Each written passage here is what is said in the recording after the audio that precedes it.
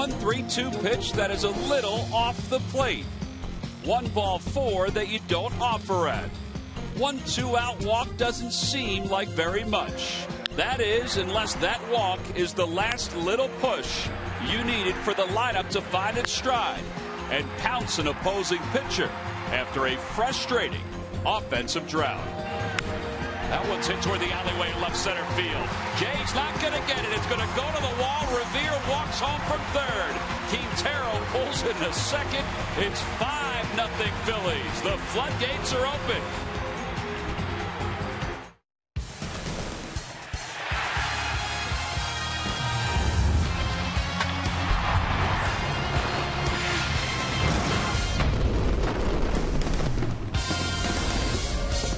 One night removed from a pretty nice offensive night for the Phillies. They go after their second win in this series as the winds are blowing here at Citizens Bank Park. The Phillies are hoping they're going to blow away all thoughts of an offensive drought thanks to what they did last night.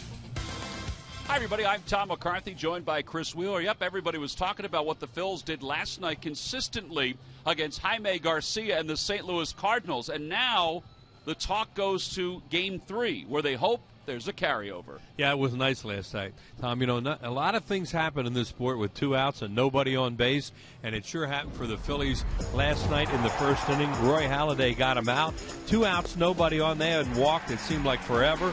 Chase Utley, 3-2 pitch for a walk. Michael Young had a tough at bat. He walked or got a base hit, and then up stepped John Mayberry, and he knocks in a run down. Now, here's a really big play in the inning. Kevin Franson with a bullet to third. Ty Wigginton has an easy play. He throws it away, and now all sorts of good things are happening for the Phillies. Ben Revere dropped down to that 7-hole, started to hit the ball a little bit better. Triples to left center field. He's in real good scoring position. Up steps Humberto Quintero. The bottom of the order was tremendous last night for the Phillies. They have a 5-run first inning. It certainly helped Roy Halladay have a lot easier outing. The last 8 games, well, you see how grim it had been, and the Phillies having all kinds of problems trying to score runs. They hadn't been able to score runs early at all, and last night they hit them with a 5 spot. It really helped them win that ball game last night. Well, and the guy that's going tonight for the Phillies, Cliff Lee, he was part of that drought. The Phillies didn't really score at all for him when he pitched his last outing against the Reds. In fact, in 2 of his starts so far this year, Wheels, they've scored a total of 2 runs. Well, it's a little carryover from last year, unfortunately. The good part being, though, Tom, is that he has won a couple of these games because he has done his job the way he almost always does. He was really good in this game in Cincinnati the other night. Pinpoint control. He'll actually walk 1 batter, and that's the only batter he's walked all year, using mostly fastballs. He saw a few curveballs mixed in there, but mostly fastballs, cutters, few changeup. First 3 starts, he has just been outstanding. Could have easily won all 3 of them. Pitched deep into those ball games. Over 100 pitches in 2 of them, 96 in the last time out. Cliff Lee has been very, very consistent so far this year. Yeah, we talked during the outset of the series. Adam Wainwright, over 20 innings without a walk. Well, Cliff Lee and Kyle Loesch, the only 2 other pitchers with 20 innings or more with just 1 walk so far in the National League. Tonight, Cliff Lee will be opposed by Lance Lynn. He's dropped about 40 pounds, a little different from last year, but he still throws as hard as he did a season ago. So it's Game 3 of this 4-game series. A lot of defense last night. In fact, so much so, Freddie Galvis will remain in left field, and Ben Revere, of course, will be patrolling center field. Lineups at first pitch when we get back. Phillies baseball is brought to you by Toyota. See where Toyota takes you. Test drive one at your Toyota dealer. Toyota, let's go places. By Citizens Bank, where good banking is good citizenship. Isn't it time you experience good banking? By Xfinity, the official HD triple play provider of your Phillies. And by Independence Blue Cross. We're creating a more coordinated healthcare system that is built around you. Independence Blue Cross, changing the game.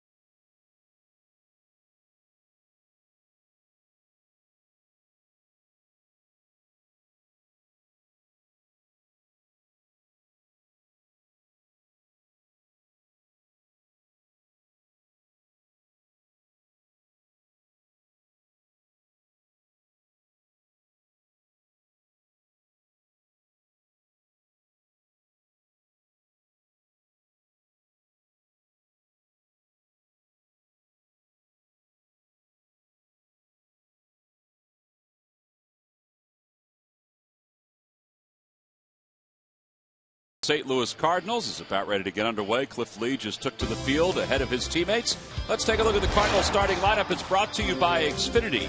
You're a home for the most live sports. Leading it off in center field, Shane Robinson. Batting second is the right field, Carlos Beltran. Matt Holliday, the left fielder, hits third, followed by Alan Craig and Yadier Molina. David Freese bats sixth. Daniel Descalso hits seventh. Pete Cosma is a shortstop. He'll bat eighth. And batting ninth and pitching is Lance Lynn. And they'll face Phillies left-hander Cliff Lee. He's been very good this year, 2-0, with an ERA of 1.52. With only the one walk, 15 hits in 23 and two-third innings, only the one home run allowed. Not a big home run night here either. Wind blowing in hard from left to right field. Cliff Lee has just been very, very consistent the way that he normally is. They haven't scored a whole lot of runs for him. Here's our scouting report on Cliff Lee. He controls the tempo of the game. That's what he wants to do. Those are his lifetime numbers against the Cardinals. These guys, pretty good hitting club, though. You want to be careful, I think, not to throw a lot of fastballs right early in the count around the plate. They'll probably be up there hacking at him early. Well, you see the wind blowing out in the outfield. The flags going from left to right. It's a breezy night here at Citizens Bank Park. Well, it's time for our Nissan keys to tonight's game. We have two really entirely different type pitchers here. Cliff Lee, well, you have to hit him. He's going to be out there and throwing a lot of strikes. He's not going to walk batters. Now, Lance Lynn, he is a power pitcher, a strikeout pitcher, but he also can get wild and walk people. Now, there's Roy Halladay, who pitched so well last night for the Phillies. He got the win. He got the complete game because the rains came after he was done at the top of the seventh inning. Here's the first pitch of the ball game to Shane Robinson, and we're underway. The first pitch is taken low. It's 1 ball and no strikes. It was 2 years ago when the Phillies faced the Cardinals on the 16th of May, when Cliff Lee shockingly walked 6 batters in that ball game. Yeah, we were just talking about that, trying to figure out who the home plate umpire was, and it turns out it was Jerry Davis. Jerry Davis, not Jerry Lane, right behind the plate now. Lee does not have nights like that, as we showed you. It was just 1 walk in 23 and two-thirds innings so far. He's behind 2-0. And there's a strike, and it's 2-1. Robinson, a .222 hitter, no homers, no RBIs. He had a great spring training. He had .438 for the Cardinals. Gets a chance to play tonight with a left-hander on the mound. A few changes in both lineups. Yeah, David Freese and Yadier Molina, both of whom did not play in last night's ball game, are back in the lineup for the Cardinals. 2-2 pitch. The ball's hit foul off the front of the Phillies dugout. They doing what he normally does, just pumping fastballs. There's Mike Matheny in his second season, took them to the playoffs last year. And overall record 97, 81. Pretty good to be 16 games over 500 in your second year as a skipper. Robinson hits one to deep left field. Galvis going back toward the wall, reaches up and leaps to make the grab. Gee, that's a home run so many nights here. Talked about how the wind's going to knock it down out there. That's an amazing play by Freddie Galvis. Juan Samuel was working with Freddie today on the outfield again. Well, watch the good job he does drifting on this. He never gets turned around, stays in position. He really doesn't know where the wall is. Feels the warning track, leaps, makes the play, then hits the wall. That's just because he's such a good, solid athlete that he makes it. It's not a pretty outfield play or anything. He just makes the play. Carlos Beltran, the batter, he takes outside. Talking to Freddie today about some of the plays last night, he said the one that he missed in foul territory, he said he looked up at the flags just before that play. As Beltran takes high, it's 2-0. And he looked at his jersey, and the way the wind was moving his jersey and moving the flags was totally different than the way the ball moved when he went after that ball in foul territory. Off the end of the bat, Revere comes in, still coming in, dives, and he can't get it. He was hovering for a few steps, and it just died out in shallow center, so that'll be a base hit for Beltran. Good job blocking it, though, and controlling it after he doesn't catch it. So it's just a single. Tough to tell from that angle. I think he's got his glove almost under it, though, doesn't he? Yeah, he did. He hit off the thumb of the glove. Yeah, he actually went past it a little bit. That'd be one where he'll tell you should have caught it. So Beltran is aboard. He's hit in 5 consecutive games. He's now 4 for 8 in the series. And that'll bring Matt Holliday to the plate. Holliday takes high. Cliff has fallen behind the first 3 hitters he's faced in this ballgame. Throwing almost all fastballs and cutters so far.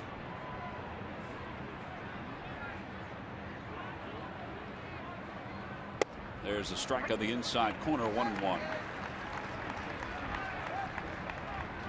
Among starting pitchers in the National League, the leader in walks is Tim Lincecum with 12, and Jaime Garcia, the Cardinals, who we saw last night, with 11.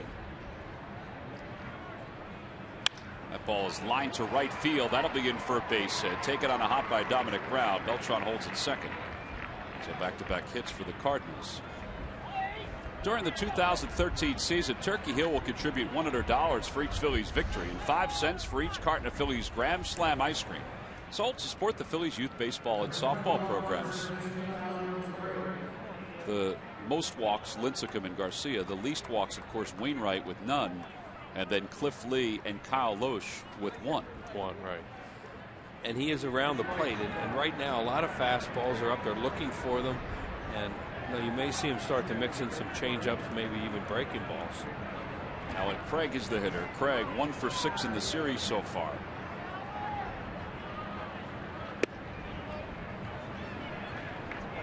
And Lee asked for a new baseball from Jerry Lane. See Craig's numbers with runners in scoring position. As a team, the Cardinals are .378 with runners in scoring position.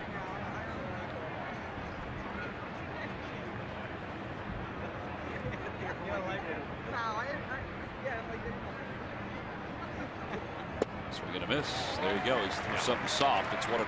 Yeah, right. That's what he really needs to do. That was a changeup.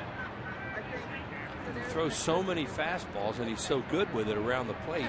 After a while, you can get hurt sometimes.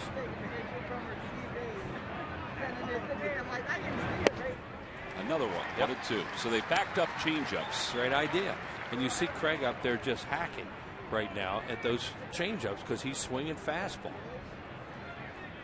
1 ball, 2 strikes the count. That can go a lot of ways. He doesn't. This is where he doesn't have to throw a strike.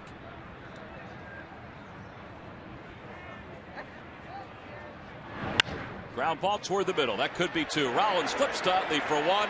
It's a 6-4-3 double play.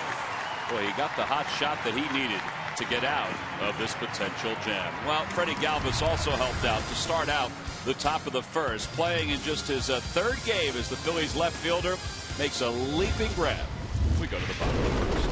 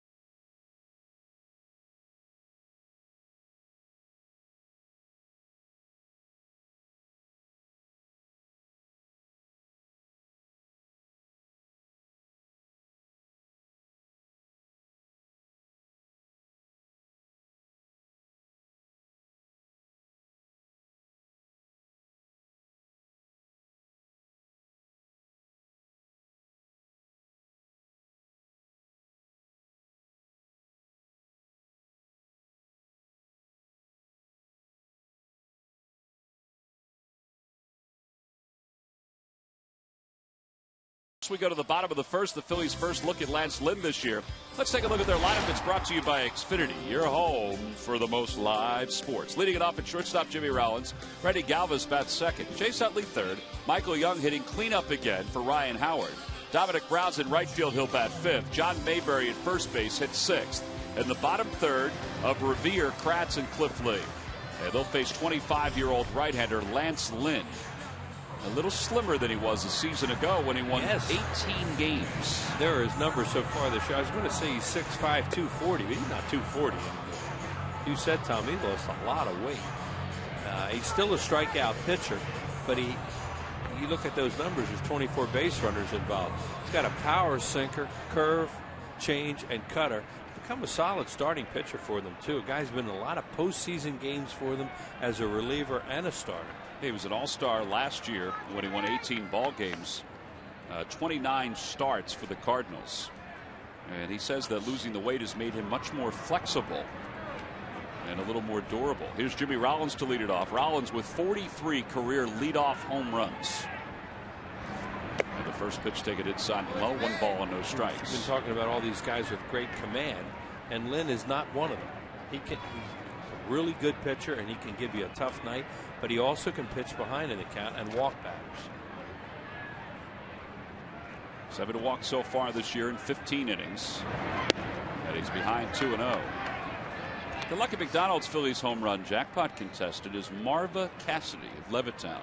Phillies hit a home run in tonight's ball game. Marva will win $300.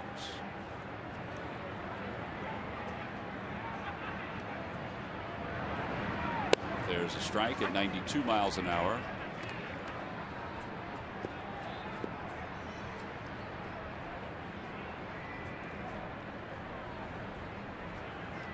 Rollins with a home run, 5 runs batted in. He's 3 for 9 on this homestand. Outside and low, 3-1. Toyota Major League scoreboard. This was a slugfest. At least it seemed that way. Just 14 hits combined, but the Nationals hung on and defeated the Mets 7-6. Bryce Harper hit 2 more home runs. And a long one to win. Yeah, that was the game winner out to right center field. What do they call that thing out there? It's like a bridge. It's right? a bridge. I don't remember what they call it. But anyway, that ball was out towards that bridge. Well past Utley's corner. Oh, it was way out. Off a left-hander, too. He hit it off edge. 3-2 pitch to Rollins. And a fly ball to left center field. It's not deep. Robinson comes running in.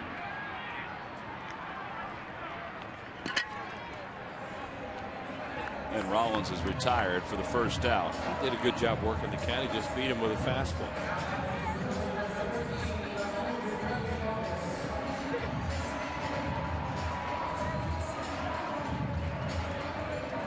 One out. And after Rollins, it's Freddie Galvis. Galvis 2 for 9 in the homestand, making his 6th start of the year. Hitting .292 with a home run and 3 runs batted in.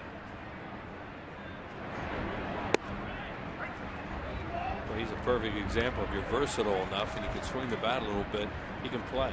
And they're going to find a spot for you. Yeah, particularly if you look above average defensively at all these positions.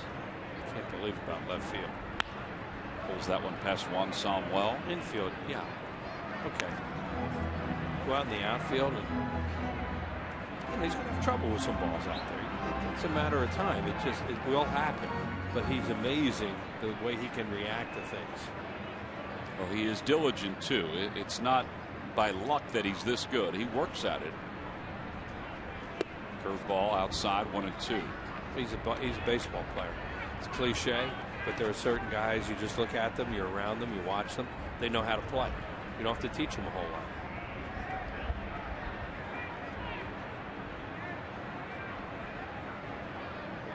Galvis out front, 79-mile-an-hour curveball.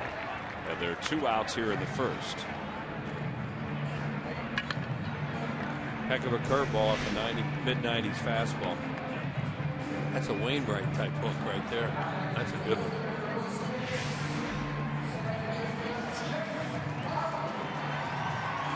Ten pitches into the bottom of the first. There are 2 down for Chase Utley. Utley began the first inning rally last night with a walk. The Phillies wound up scoring 5 runs in their half of the first. Outside, 1-0. Chase's average at 300, 3 home runs, 14 runs batted in.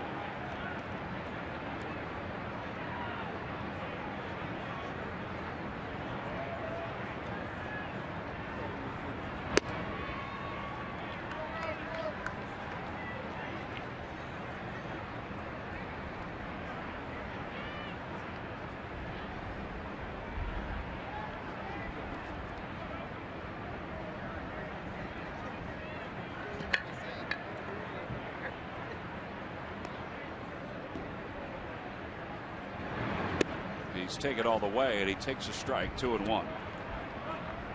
Jerry Lane, the home plate umpire, is the crew chief. He is very deliberate behind the plate. It takes him a little bit of time to call the balls and strikes. You can usually hear him call the strike before he shows you that it's a strike. He's tough to umpire.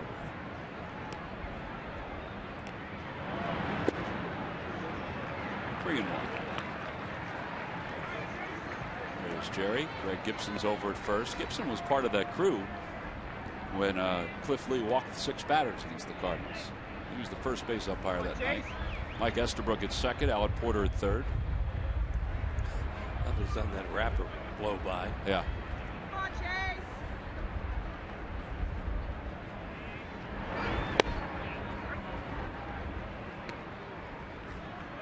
Second guy to run a 3-2 count in this inning.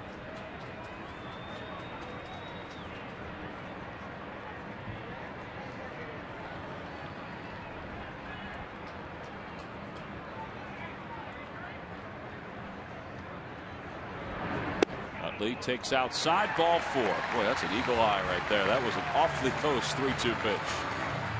So 1 strikeout, 1 walk for Lynn here in the first. Well, it all got started last night.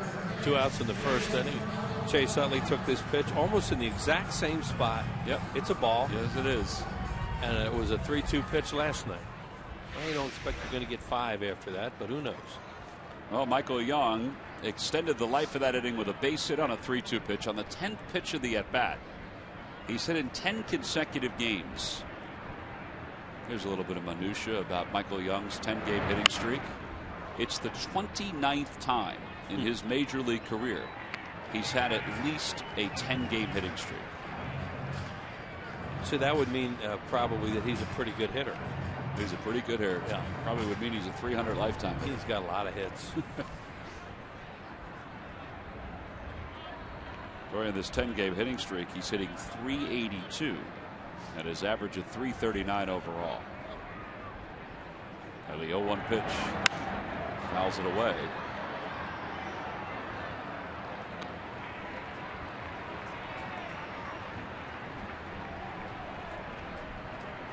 One thing that they picked up right away on Michael Young in spring training was his work ethic. First thing. Second thing was that he's just a professional hitter. He's basically what they thought he was going to be, but when they're around him and see the way he approaches his craft, then you know why he is so good.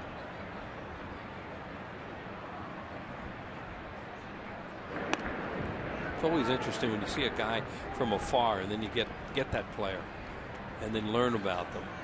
And you see why they're good or why the other team got rid of them.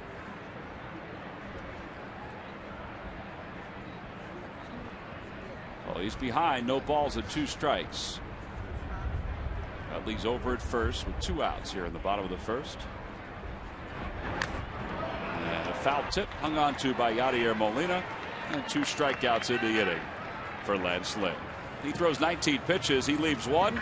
We go to the second here at Citizens Bank Park.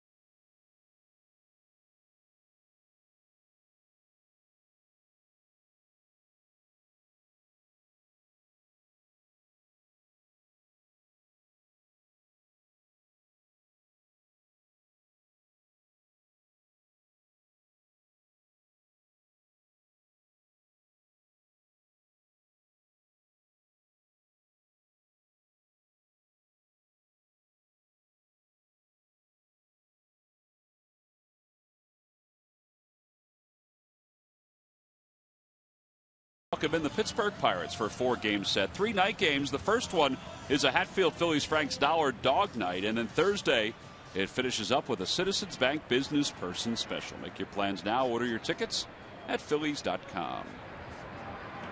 Top of the second, Yadier Molina will lead it off. Talk about guys that like to swing at the first pitch. It's a family trait. Well, another piece of that family is the assistant hitting coach for the Cardinals. That's Benji Molina. And Yadier does swing at the first pitch. Played perfectly by Revere. One away. Yeah, they all are very good catchers, and they all love to swing early. It's kind of interesting, though, that Benji Molina is now the assistant hitting coach for the St. Louis Cardinals. Yeah, he never thought of him one as of their coaches. A coach, yeah. A hitting coach, because his approach, not many would have it, except he could hit. So Yadier's retired. David Freese is coming up. Yadier's a late bloomer as an offensive player, and he's really good now. Freese takes a strike. It's 0-1. So after falling behind the first 4 hitters in the first, Lee has thrown back-to-back first pitch strikes. 0-2 the count. Freese a .217 hitter with no home runs and 1 RBI. Fastball after fastball right now. Good time maybe to try something different. Ground ball softly hit, and Rollins will gobble it up. And he did, to a nice little change up there, got him to roll it over. 2 outs. Daniel Descalso is coming up for the Cardinals. Let's check in with Murph. Murph, where the heck are you? Well, Tom, I heard there was a party going on the Budweiser rooftop, so I've made my way out here. Are we having a party tonight, guys? Welcome, Tom, to the Phillies Social. It's about 150 folks that follow the Phillies at Phillies on Twitter. I got John right here to my right now. John, because you guys follow on Twitter, what happened tonight? What was special about tonight? I got a free T-shirt. I watched batting practice, and I caught a ball. That's a pretty good night for John, right? A complete night. You know, we wanted to raise awareness of the Phillies social media. Of course, we have 750,000 followers, guys, on Twitter. 1.3 million followers on Facebook, also on Instagram, Pinterest, Tumblr, and Google. So, you don't often tell your kids this, you don't often tell the folks this, but Tom, Wheels, be a follower tonight. Not a leader, be a follower. I know you guys follow, right? We do follow. That is amazing, the numbers and how and they have because grown. you do, I have pull out here. All right. You got T-shirts for us? Now, Wheels, do you follow? No. Wheels. you were rattling off a handful of things out there like Pinterest and things like that. Wheels is like, what is that? It's a whole different language. I've been around a lot of pinheads, but I didn't know what that meant. Well, this group is having a good time. We're happy to do it. At Phillies on Twitter. Follow us right now. All right. Okay, I'll do it. All right, okay. Murph. Thank you very much. 2-2 the count to Descalso. Kind of pinned me down there, didn't he? He Pinterest you down there, yeah. Wheels. Yeah, he did. All right, Murph.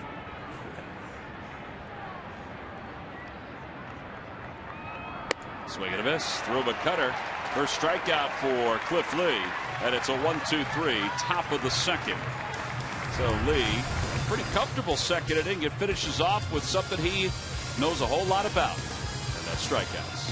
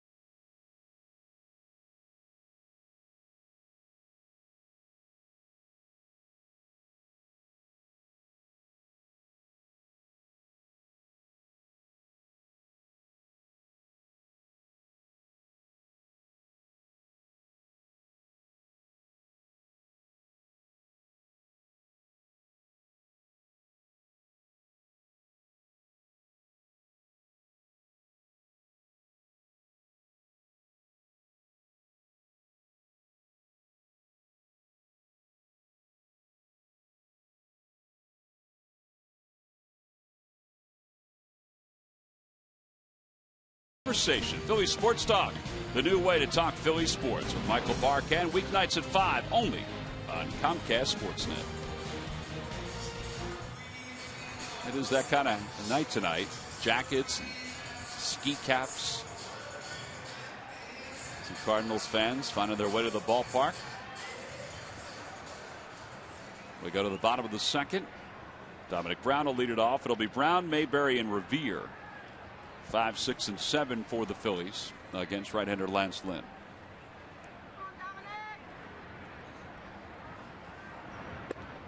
Dominic overall hitting .226. He has a couple home runs and 6 RBIs. Making his 16th start of the year, but it's his first start this season in right field.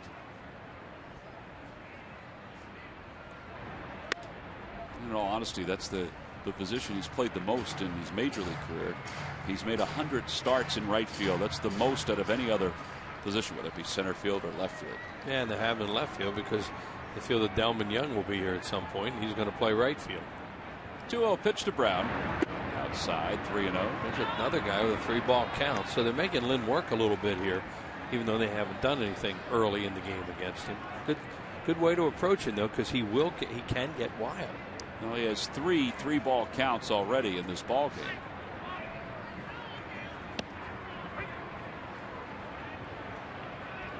On the Toyota Major League scoreboard, the Reds have edged the Marlins 3-2 in 13 innings. Joey Votto, home run and 2 RBIs. And Brown fouls it away. It's full, 3-2. That means the Reds are tied with the Cardinals for the top spot in the National League Central.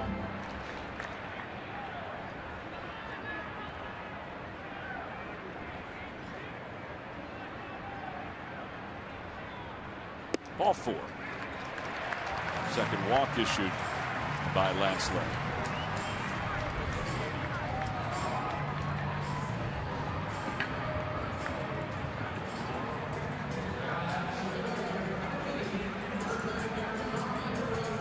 That'll bring John Mayberry to the plate. Mayberry playing first base again tonight, or playing first base for Ryan Howard tonight. Kevin Franza did it last night.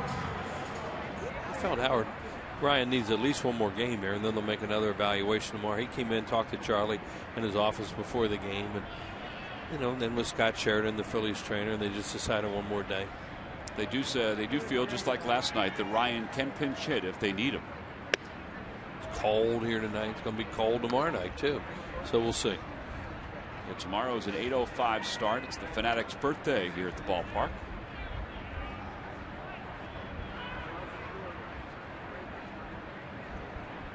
It won the count to Mayberry. Inside, 1-1. 13 balls, 14 strikes so far for Lance Lynn, struggling with his command.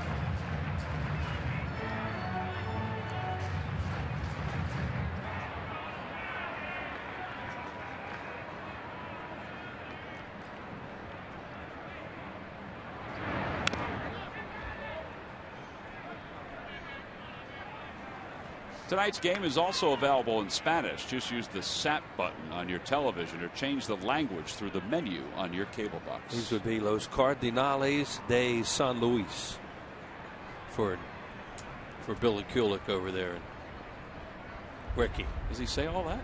No. Oh. Maybe just Los Cardenales. 1 ball, 2 strikes to Mayberry. Check swing, foul ball.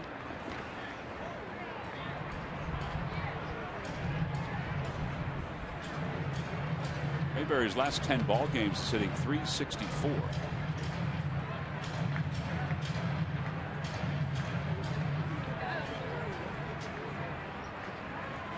Behind in the count a little bit, so the center fielder is moving. Robinson is moving a little bit towards right center, giving him more room in left center. See right there, a little bit of a gap. He gets even, he'll probably move over a step or two. Threw him a breaking pitch. He fouled it off the third base side. Outfielders, especially center fielders, should always play the count. Really shouldn't have anybody on the bench have to move them. You see the way he is situated. You get behind in the count, you're going to a lot of times play a little bit over. You get even in the count or above, or the hitter gets ahead in the count, you're going to go the other way, the pull side.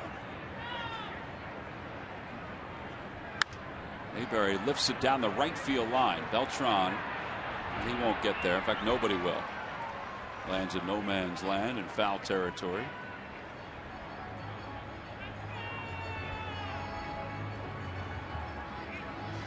Well, he looks different, Lance Lynn. Kids has good hats to wear tonight. Glad you said that about him. I'll be looking at him thinking, who is that? Yeah, they said that he this offseason he dedicated himself to try to get himself a little trimmer. I mean, almost 40 pounds is a lot of weight to lose. Yeah. Big guy, went to Ole Miss. Even though he's from Indiana. He was a heck of a schoolboy pitcher. Had a lot of home runs in high school.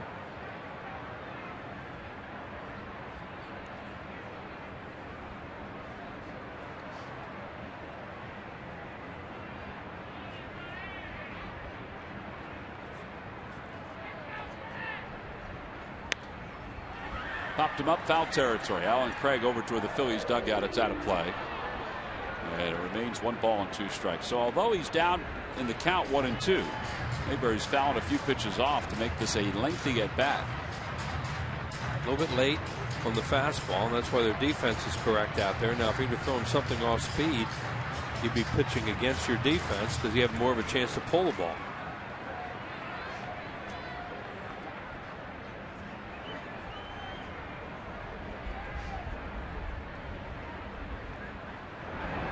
Swing and a miss. He got it with a breaking pitch. That was more of a slider from Lance Lynn. Yeah, that's his 3rd strikeout. Well, he mentioned the Fanatics' birthday is tomorrow here at the ballpark. Game time is 8:05. All fans 14 and under will receive the Time Traveling Fanatic DVD. It is always a great night when the Fanatic, or a great day when the Fanatic is celebrating his birthday. And tomorrow is no different. So make your plans now. Come out early because there's going to be a lot of pregame festivities going on here at the ballpark. And with 1 out, Ben Revere is at the plate. Revere is 3 for 6 since Charlie slid him down to the 7 spot. Driven the ball a little bit better too. Say 3 for 6, and there have been some hard hit balls there too, like the triple last night, base hit up the middle the other night, a line drive. He was really in just a rollover situation where he was hitting everything weakly to the infield there for a while. Yeah, nothing at all was getting out of the infield. It was really surprising. Shows bunt, takes way inside. Thought he hurt himself there for a second. Well, he thought that thing had him. I think he's trying to figure out how that missed me. He's going to run up. You're pretty defenseless when you do that. Think about running up for a bunt and then the ball's coming at you. Here he is. He's going to try and bunt his way on, and it starts to chase him. Whoa, I just got out of the way of that one. Feet don't fail me now. He does show bunt again. Bunts it foul. It's 1-1. He's kind of committed to that. I think his feeling is if he can get it past Lynn to the right side, he might be able to get himself a base hit out of it. Freeze, the 3rd baseman, is coming charging in. Looks like he's trying to drag it. Yeah.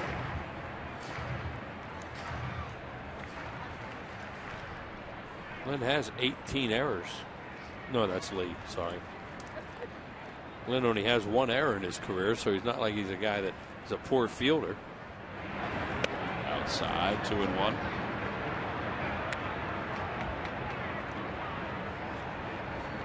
Lee's been around a lot longer. Has a lot more errors. As long as he doesn't have those in one Right. season. Yes. Yeah, that wouldn't be good for a pitcher.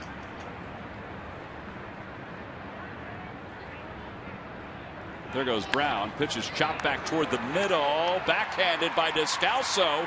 Oh, wow. He makes a great play to get Ben Revere. Once that ball got past the shortstop Cosma, I thought that Revere was going to be able to beat that easily, particularly with Brown running in the eyesight of Descalso. He was able to throw him out. It's a tremendous play because he had all kinds of obstructions. As you say, Brown's in the way. Now the shortstop cuts in front of him. Now he has to throw on the run across his body.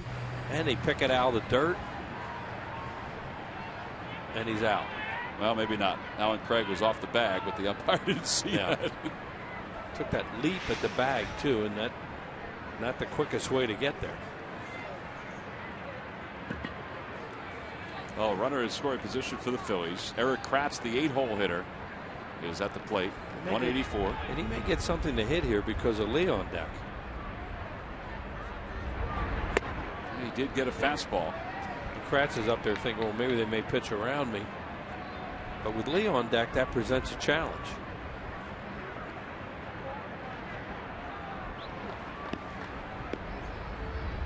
Kratz fans, huh?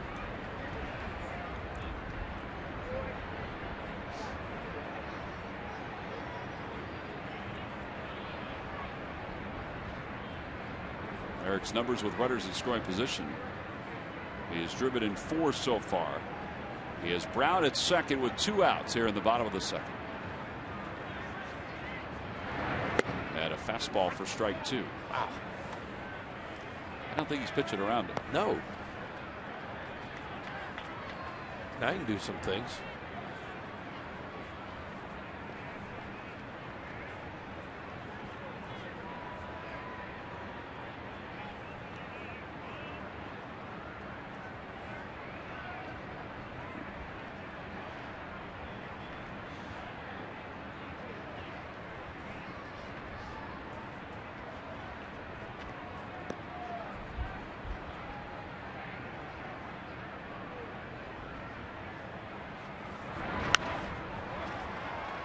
Kratz fouls another fastball away. It remains 0-2. Lynn is now at 40 pitches through the first 2 innings.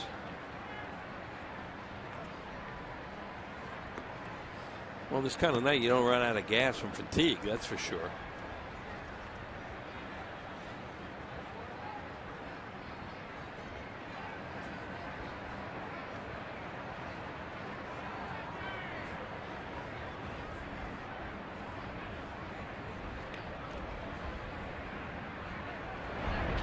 Breaking ball swung on and missed. Dug out by Molina. They will throw him out, and the side is retired. 4 strikeouts for Lynn. The Phillies leave one in scoring position here in the bottom of the second inning. Hey, reminder tomorrow, it's the Fanatics birthday celebration. I wonder if Phoebe's going to go down. And don't forget the time travel and DVD featuring Larry Anderson.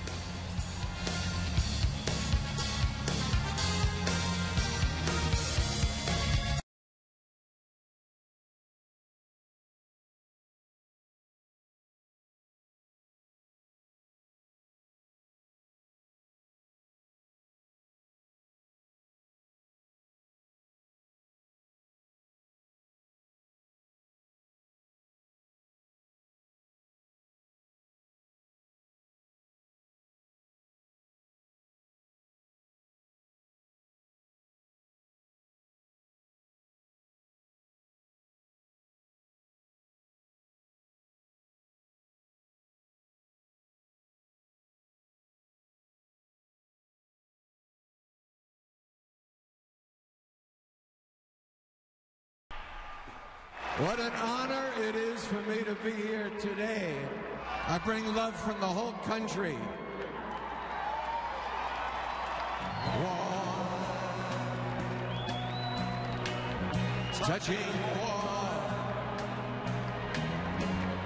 reaching out, touching me, touching you.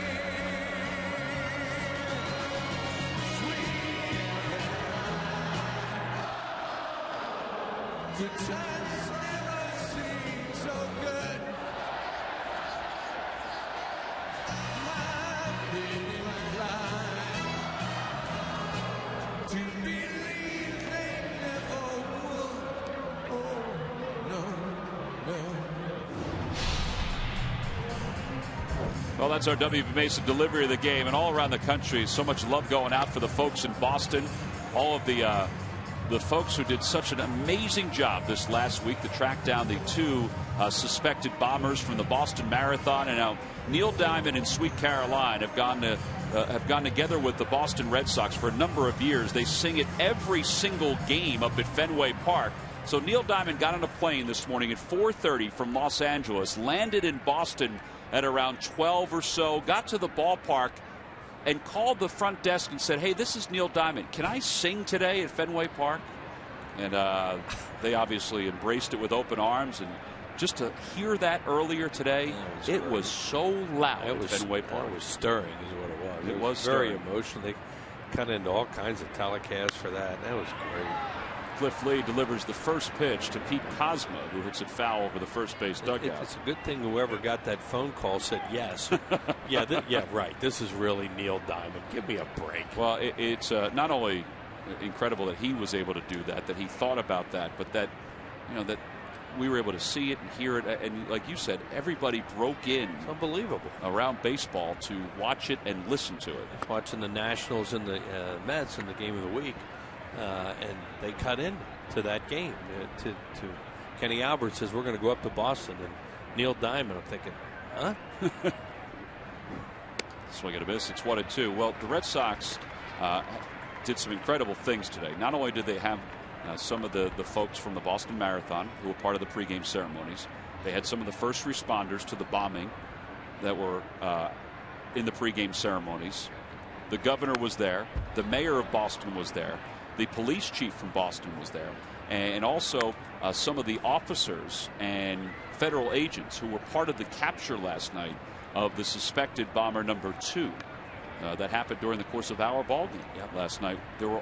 All of those folks were at the pregame ceremonies today. It was amazingly emotional, and then they hit a home run to win the game late too to the Red Sox.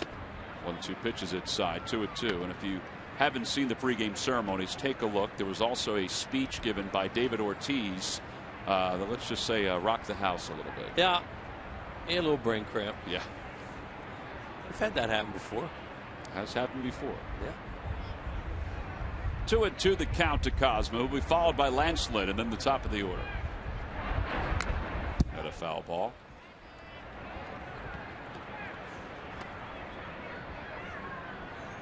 But they wore Boston on their uniform today too, not Red Sox. That's one of the things Poppy said when he was up there, that we have Boston across our uniform today. It was quite a day up there. I'm sure they needed it.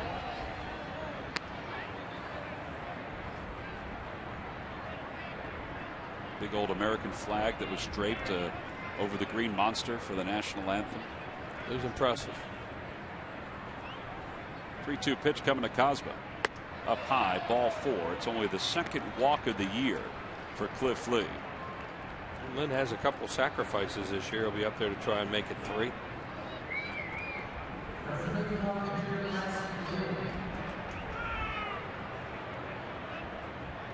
Cliff Lee just shaking his head. I just walk the 8-hole. I don't walk anybody, and I just walk the 8th place hitter. After getting ahead of him.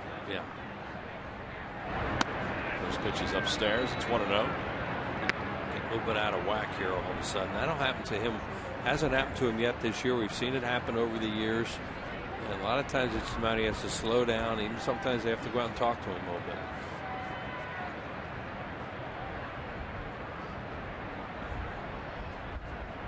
Wheels mentioned Lynn has 2 sacrifices this year. He has 12 for his career. And it's 1 ball and 1 strike as he fouls it back into the Diamond Club. He knows he may have helped him there. That pitch was probably not a strike. Jose Oquendo dressed as if he's going to a football game, walking the third base coach's box. It's cold out there for those coaches. Looks like he's layered up pretty good. He is.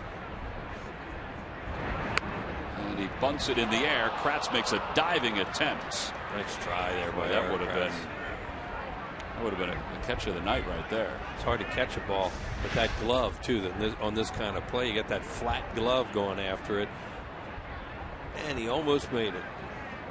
He saw it right away.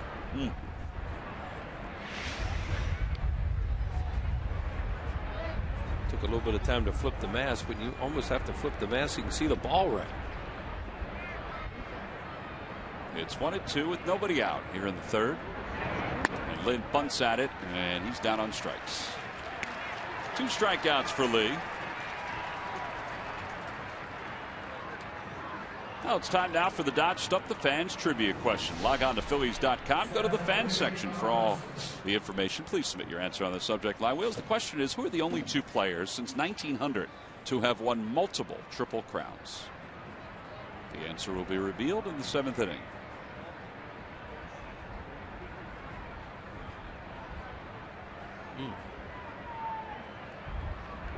Toss over to first.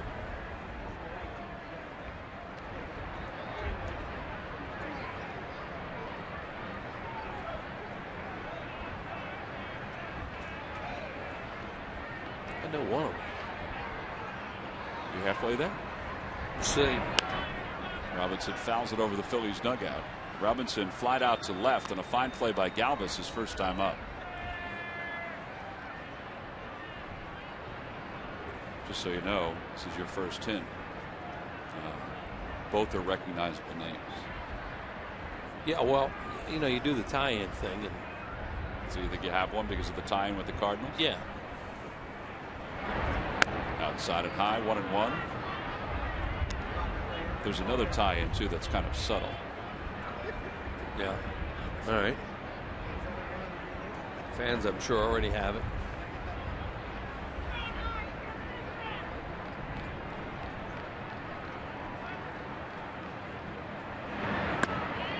He's on a whack right now. Lynn really helped him in that at bat by bunting at balls and getting himself out. All of a sudden, he's high with everything. And that's why Kratz is just going to go out and just try and slow him down a little bit. Whether it's a release point, a landing area, guys like Cliff Lee will figure it out. But he does that every once in a while where he's boom, boom, right there with everything, and then all of a sudden he gets high like this.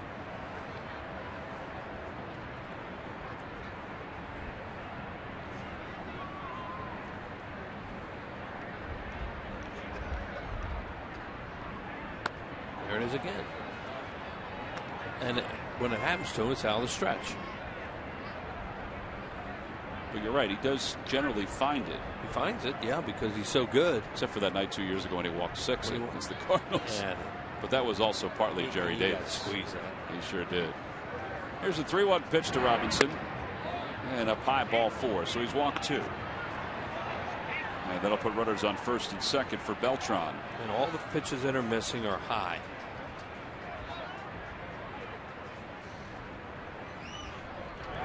You got to be careful with Beltran too. Now he may think, all right, he's going to find it here on this first pitch with a strike, and he's going to be swinging.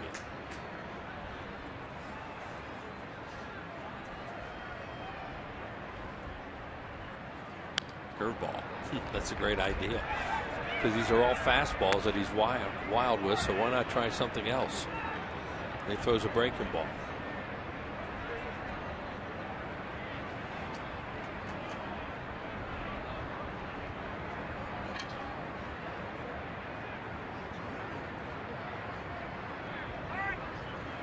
Beltran has 3 hits and 19 career at bats against Cliff Lee.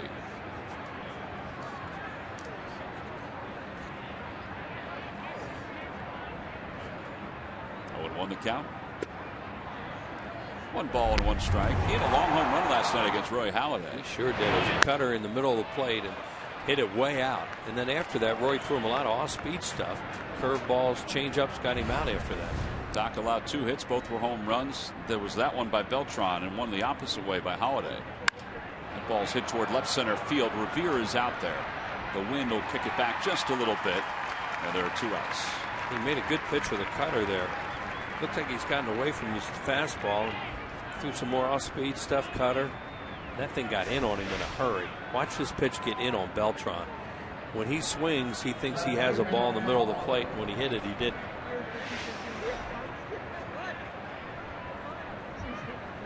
Throw some fly balls out in that area tonight that are going to get knocked down, too. Yeah, who knows how long the wind is going to be blowing like this, but it's a little breezier than they anticipated. Runners lead off first and second. Cosma leads off second. Another guy likes the first pitch. He takes a strike. It's 0-1. Halladay thought that was a little high. Yeah, he hit a kind of a pop-up home run here. The wind was blowing out to right at this point with the storm coming, and Matt Halladay dropped one in the first row. Beltran's, that was a long one. Yeah, Beltran's went just below the AT&T sign at right center. Almost the same spot, just a little farther inside. 1-1 the count.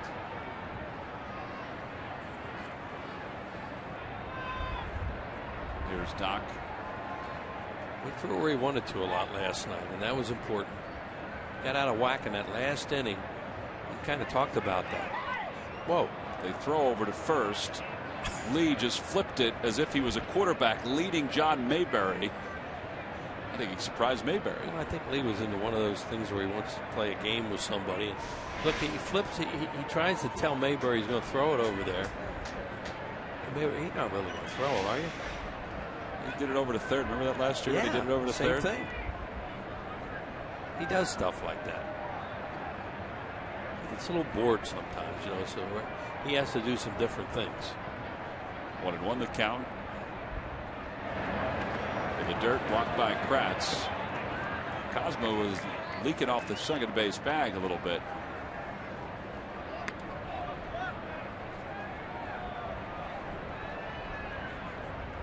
He really lost command in this inning. A little bit of a struggle right now for Cliff Lee. Needs to make a good pitch to a very good hitter.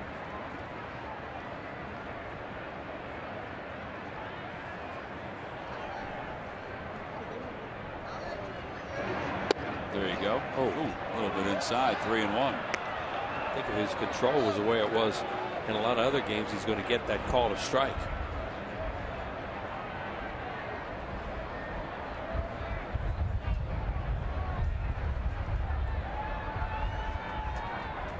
Holiday singled to right his first time up. He's 2 for 7 now in the series.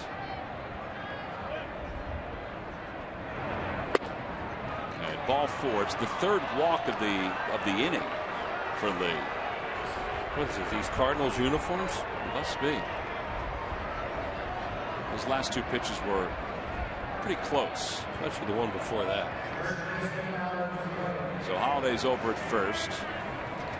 Robinson's at second, and Cosmo's around at third, and Alan Craig is the batter. He grounded into a double play his only time up. Tough spot here for Cliff Lee in the top of the third.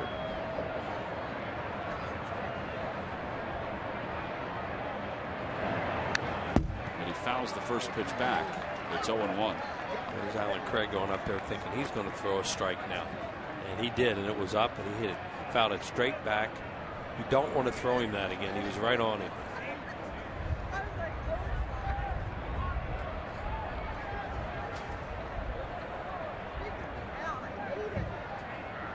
Cold night like this, it can be tough to pitch sometimes. The balls feel really slippery. Now all of a sudden, both these guys are having command problem, blowing on their hand a lot.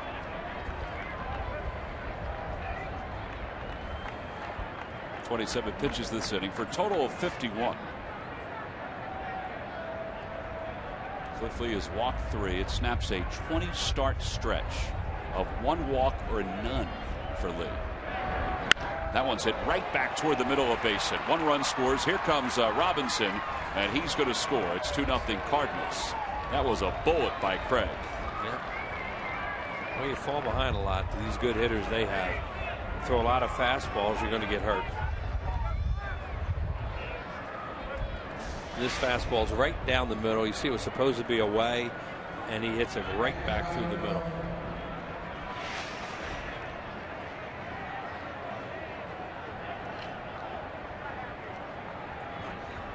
Well, that'll bring Yadier Molina to the plate. Molina swung at the first pitch, his first at bat, flied out to center.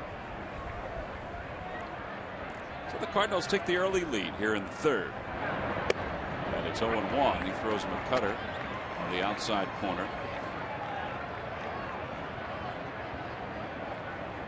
I guess by the velocity, though, that was a changeup. That was at 84, so the cutter would be a little higher, a little hotter than that. There's a fastball. It's 0-2.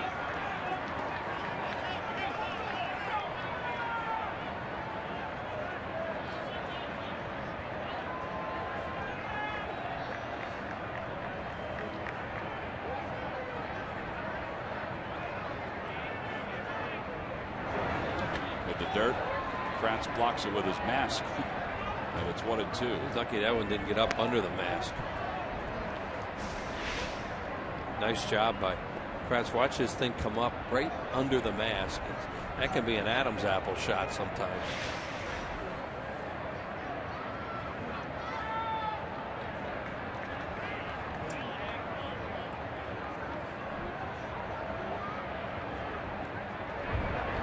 Over towards second. Utley went the other way. He went toward the middle. The ball goes through the hole on the right side. 1 run scores. The throw to third on 1 hop is not in time. It's a 3-0 ball game.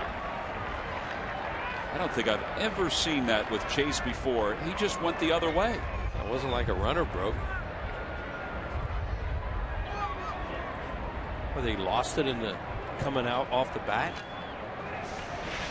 Here it is. It's a ground ball to second. And he goes to the right, and obviously the ball is going to the left.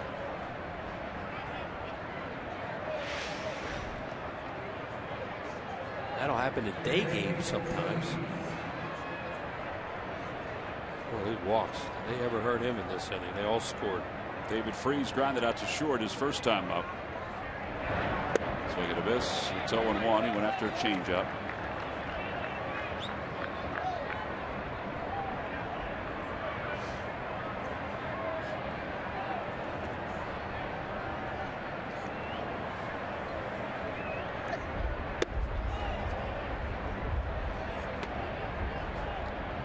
Cliff Lee has had it on a string for 3 starts this year, and all of a sudden in this inning he's having all kinds of command problems.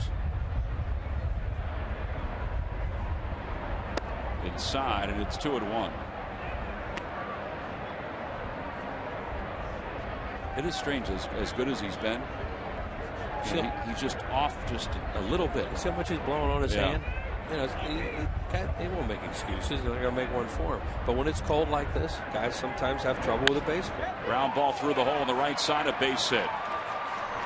1 run is in as Craig scores from third. It's now 4-0 in favor of the Cardinals. Well, this came out of nowhere. Yeah, Rich Doobie now is going to go out to the mound to talk to Cliff Lee. And the Cardinals have batted around here in the third. They scored 4 runs with 2 outs. And the rally began with 3 straight walks before the first hit was recorded in this inning. That was the base hit by Craig, but now 3 straight hits by St. Louis.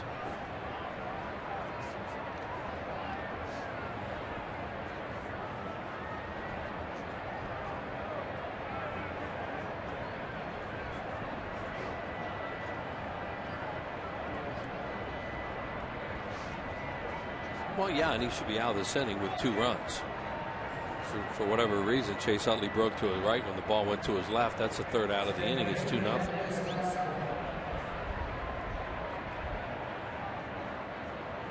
Here's Descalso, who struck out his first time up.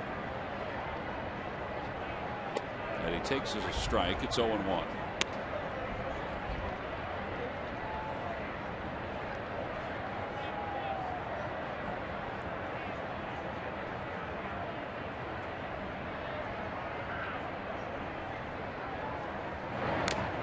He's finally ahead of a batter.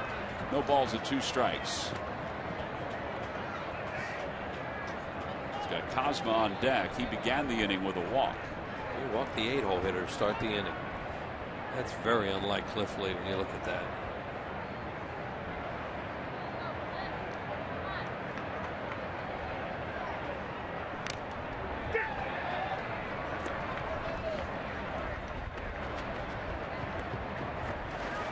Kratz upset with himself that he couldn't hold on to that foul ball. See him pound the glove after he threw the ball back to Lee.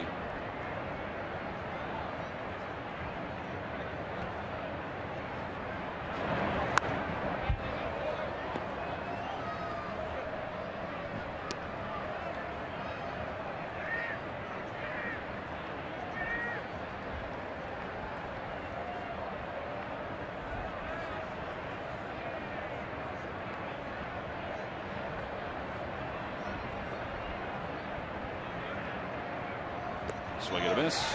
The final out is recorded after the ninth man comes to the plate in the inning. The Cardinals score 4 in the inning. We go to the bottom of the third. Phil's down 4-0.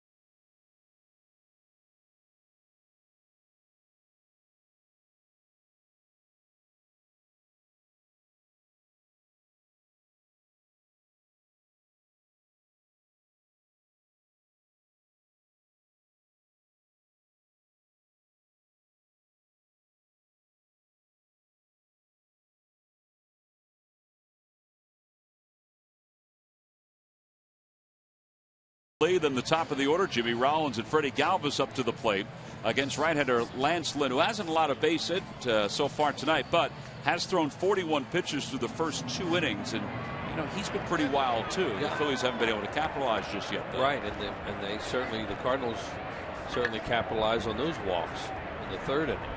First pitch to Lee is pulled up the first base side, and Craig flips to Lynn covering. 1 pitch, 1 set aside here in the 3rd.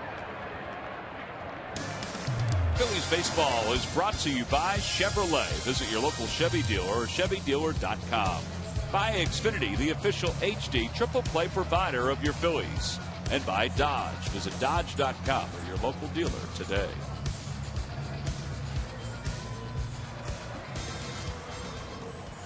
Jimmy Rollins is the batter. Rollins flied out to center his first time up. And they count to 3 balls and 2 strikes in that at bat.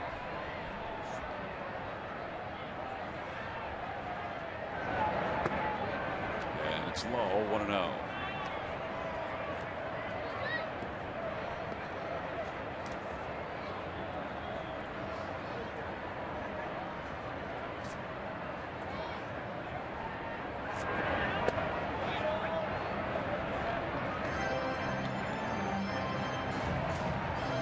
Rollins is tied for first in the league with 7 doubles. He's hit it 3 consecutive games and takes low, 2-1.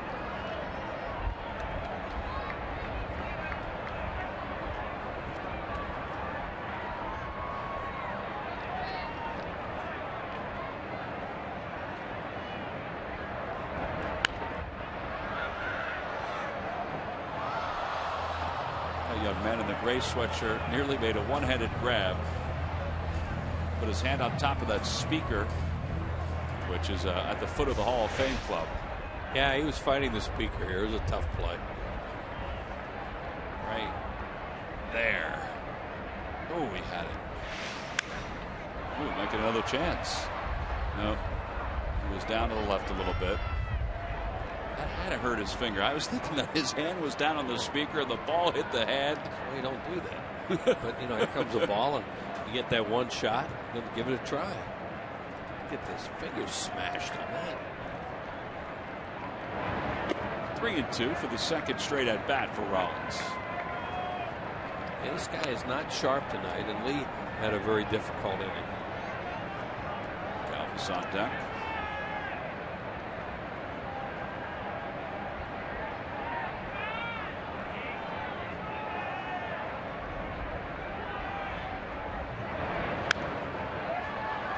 He will give you some fastballs to hit too now, especially with a 4-0 lead.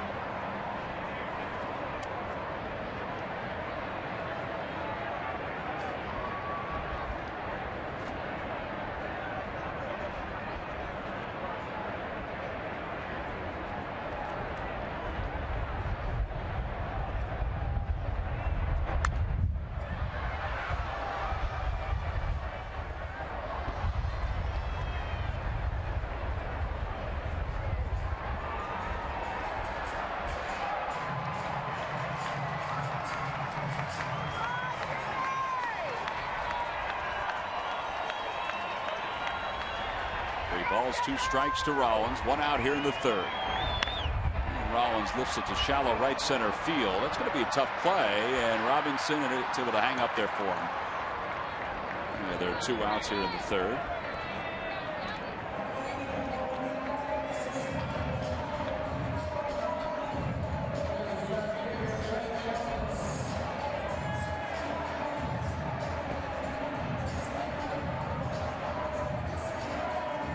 Rollins is retired for the 2nd time by Robinson.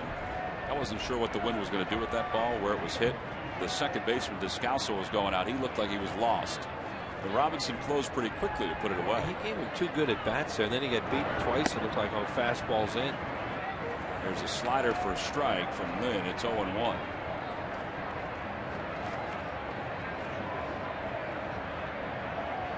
Galvis was the first of 4 strikeout victims for Lynn the first 2 innings. He's throwing in that slow hook. Hasn't thrown many of them tonight.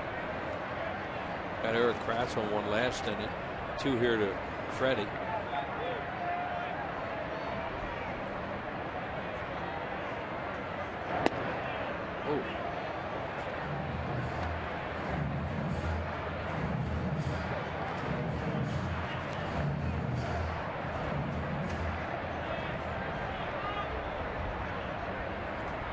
Matheny's starter last night did not go that far, so he's hoping for a little longer outing from Lance Lynn.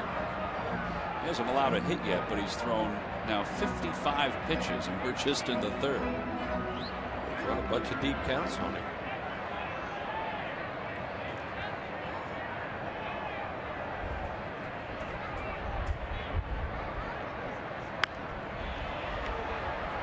A lot of fans are getting souvenirs tonight. They sure are.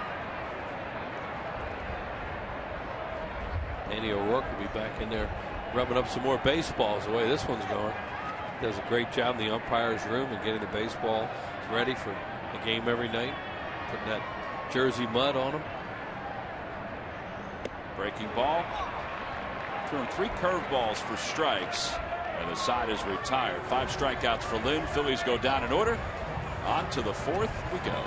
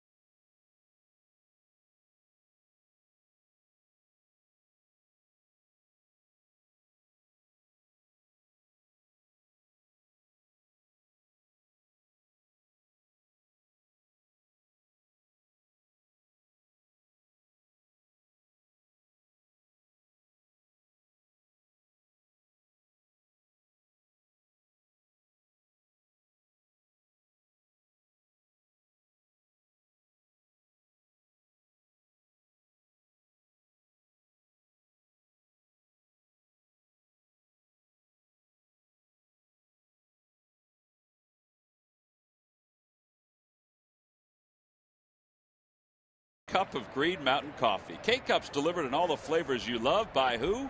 But W.B. Mason. Top of the 4th inning here at Citizens Bank Park. Phillies down 4-0. Cliff Lee delivers high to Pete Cosby. And it's 1 ball and no strikes. Cosby walked his first time up. And it's 1 ball and 1 strike. Well, Sarge, not as sharp a night for Cliff Lee. I guess that's an understatement compared to his first 3 starts. Yeah, had a few walks. Seems to have problems when he pitches against St. Louis. Had a lot of walks last year in the game. It's one of the games, too, though, that you would actually really kind of counting on the way that he has been pitching. Still not too late. Swing and a miss, 2-2 the count. The game 2 years ago when he walked 6, he was right around the strike zone. I remember we were doing the game, we were saying, boy, Jerry Davis, the strike zone is really tight tonight. Yeah. It's a little different story tonight. Down the right field line, Dominic Brown. He won't have a chance at this one. It's back into the crowd. Nice catch by that guy right there.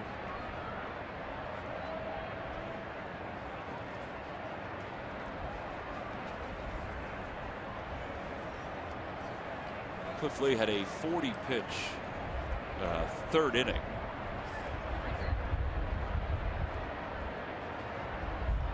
Trying to get the first out here in the 4th. And he's high, 3-2.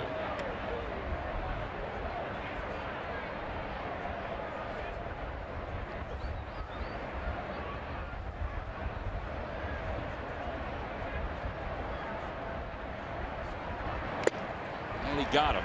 Kratz hangs on. And there's one out here, the fourth. Lance Lynn is coming to the plate.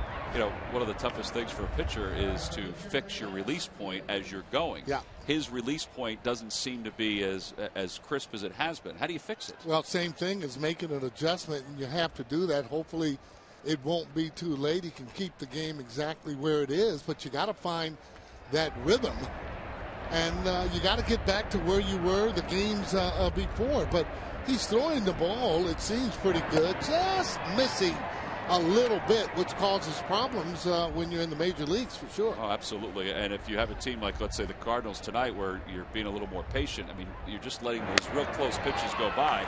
Now, he struck out the first two in this inning in the bottom of the order. Maybe that'll enable him to have something click. Yeah, an adjustment happening.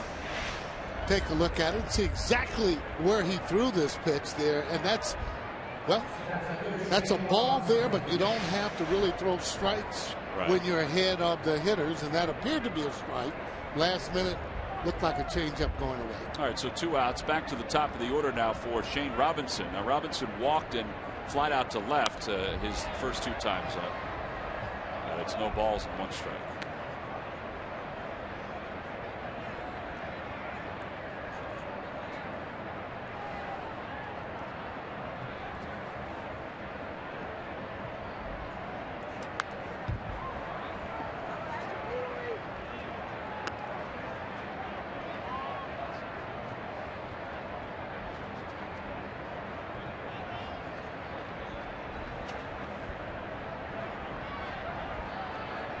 Pitch fouled away, and it remains 0-2.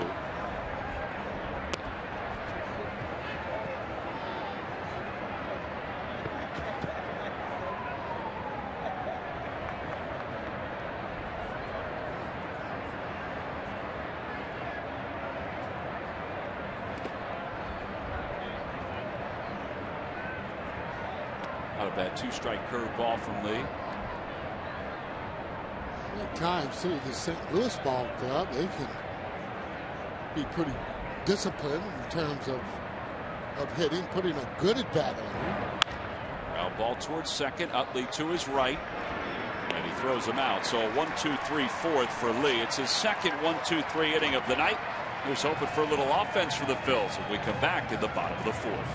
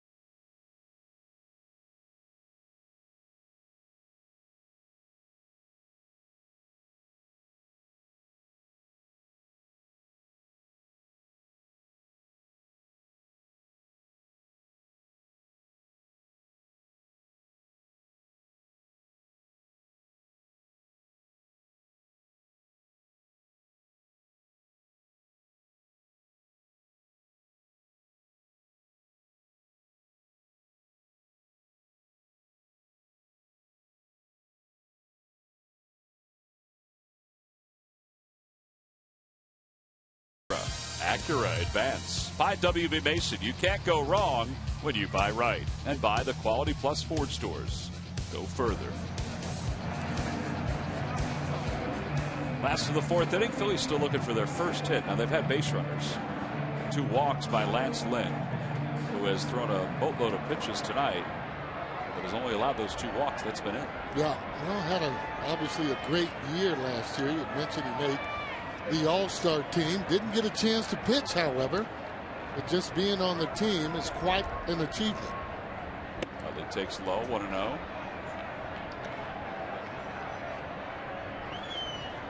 don't know how I would feel about that, making the team and not at least getting an appearance, and it has happened before. Ground ball toward first, and a pretty easy hop for Alan Craig. And one away here in the fourth. I agree with you, Sergeant. I mean, you would have to have been talked to by the manager before the game saying, listen, you're one of the last two. You may or may not get in.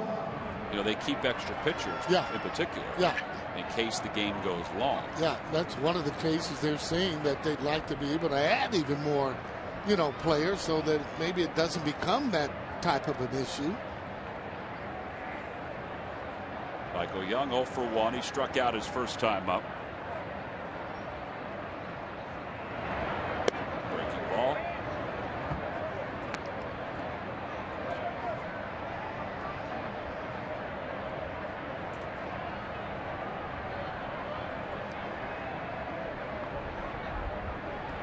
Count. There's a fastball, first strike of the knees. It's no balls and 2 strikes.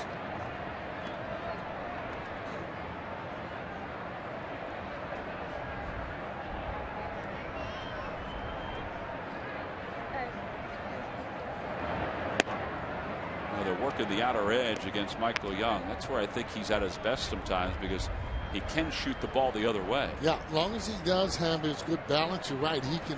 He can do that, and he likes to swing at it up in the zone. Still, though, he's a line drive hitter, and get it near the belt area and a little down there, and that's where you want to drive that ball. See, that's on the outside part of the plate. It came back against him. That's a tough pitch. That's 6 strikeouts now for them. MLB.com At Bat is the #1 source for live baseball everywhere you go. Available for your iPhone, your iPad, your iPad Mini, Android, and BlackBerry 10. At Bat delivers Phillies baseball with live audio, pitch tracking, stats, news, highlights, and more. Text At Bat to 31826 or visit Phillies.com for details. Here's Dominic Brown. Walked his first time up, and he rips one to right field, and it's right at Beltran. How about this? Lance Lynn, despite the fact that he's thrown 64 pitches through 4 innings, this was the fastest inning of the night. He is not allowed a hit as we go to the 5th.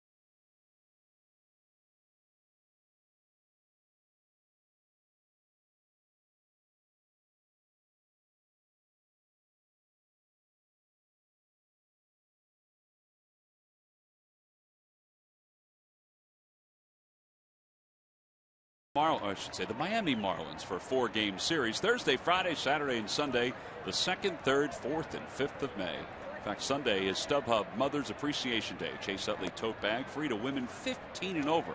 Order your tickets now. Phillies and the Marlins at Phillies.com. Carlos Beltran leads it off. He's 1 for 2. And Beltran lifts it to left center field. Does he have 3 home runs in 3 games? He does. Well, he's hit 2. He's hit 1 in each of the first 2, and now adds 1 here in game 3, and it's now a 5-0 ball game.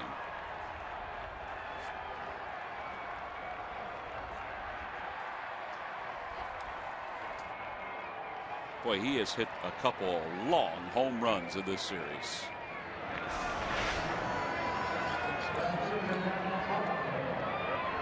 Boy, he just hit this a long way. He's a good hitter, no doubt about it. Should be hitting a little bit lower in the lineup, 3, 4, 5, and say that because this guy drives in runs. Here's Holiday, takes high. It's 1-0. Well, I wonder if after this series, he's got 2 hits tonight. If for some reason, after the series, they move him down to the order. Well, I believe it or not, I asked Mike Matheny about that earlier today as he was talking about it. John Mayberry, this is a tough play. The wind was taking it away from him along the right field foul territory area. And it's 1 ball and 1 strike.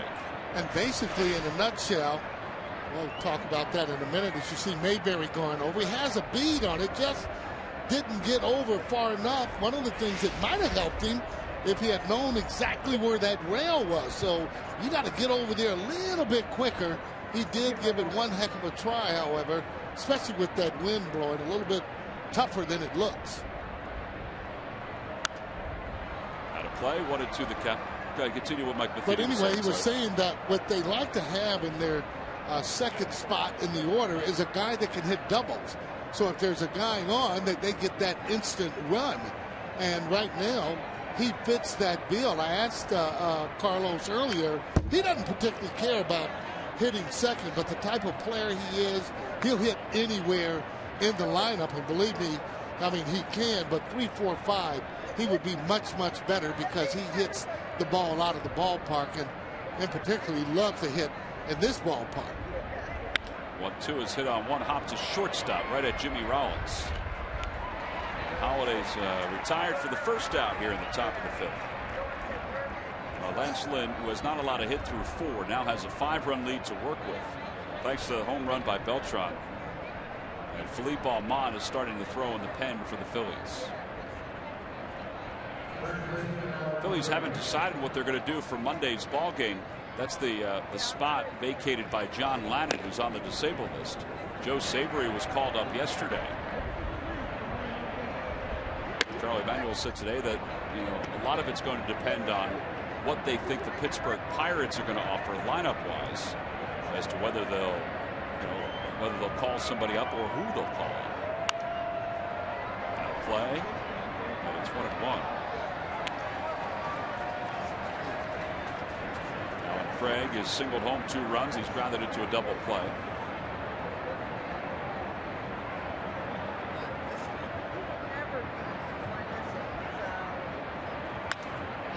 Out toward right center field. It's going to slice back over toward Dominic Brown for the second out.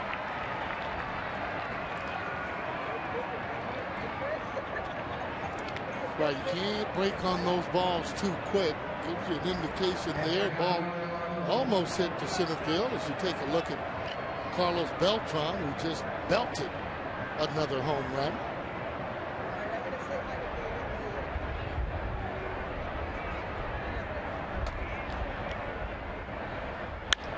Down the right field line, the wind's going to take this out of play.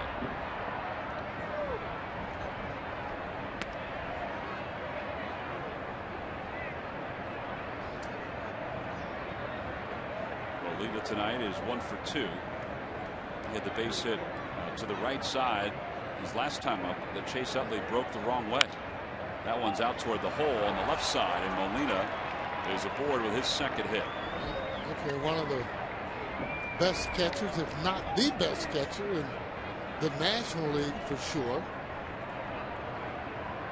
Has bloodlines of catching. Brother, you mentioned too now. Benji is also that hitting coach, and he said he's thrown to his brother before, so it's really nothing new. It's a close-knit family. Jose, their other brother, Molina, plays with the Toronto Blue Jays. Inside and low. Well, Rawlings every year has done the Gold Glove Awards since as long as we can remember. Yep. Well, they've come out now with the Platinum Glove Award winner. One for the National League and one for the American League. As Freese fouls it back. The American League winner last year was Adrian Beltre of the Texas Rangers. The National League winner was Yadier Molina, and by a wide margin. Well, I mean, you're talking about a guy not only that can hit, throw, you know, and he has a manager that has won Gold Gloves as well. And there's his brother, Benji. Looks like Benji's in a little better playing shape right now than when he actually played. Did you tell him that? I said you look a lot lighter. Oh, there's no doubt about it.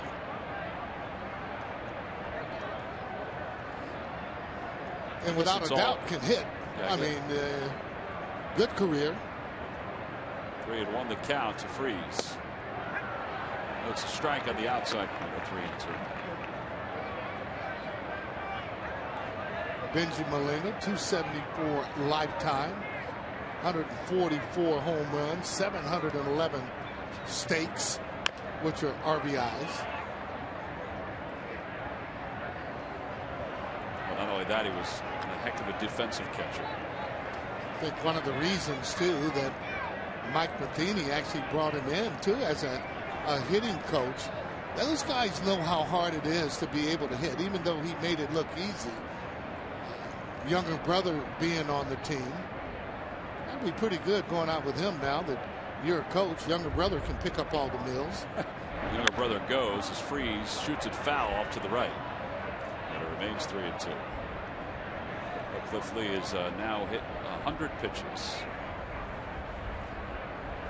It has not been a vintage Cliff Lee night. 41 pitches in the third inning, but he walked 3.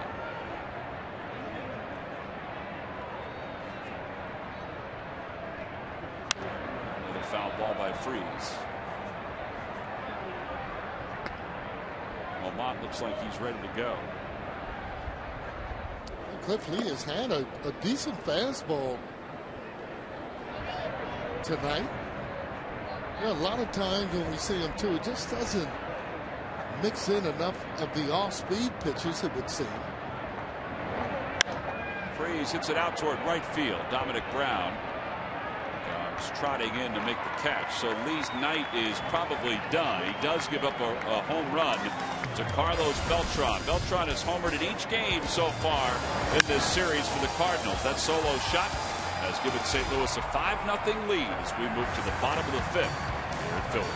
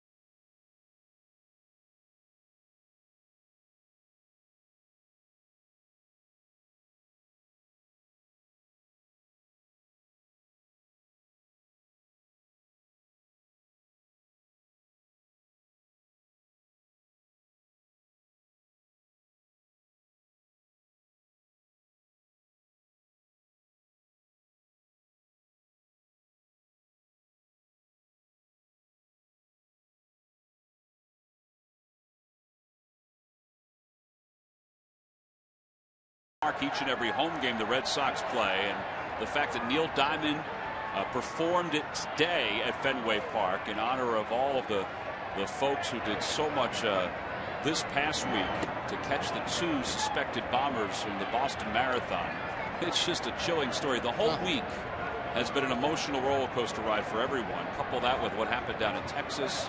As President Obama said, this has been a very difficult week in the United States with everything going on.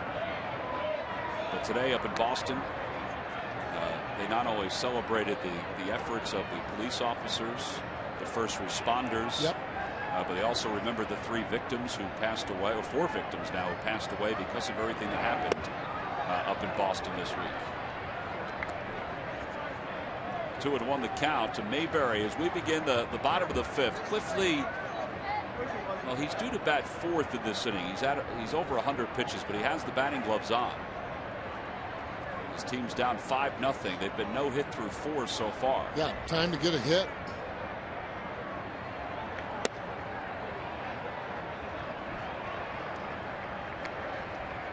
He wanted that pitch. This is predictable. Should get a fastball right here. 3-1.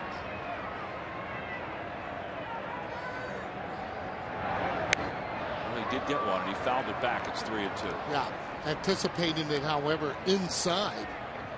You know, again, when that pitch is inside, it's more of a reaction. That's why you got to make sure the shoulder's going right toward the pitcher, so that if it is outside, you can hit it that way. Inside, you're going to automatically react, where you clear your hips and hit the ball to left field.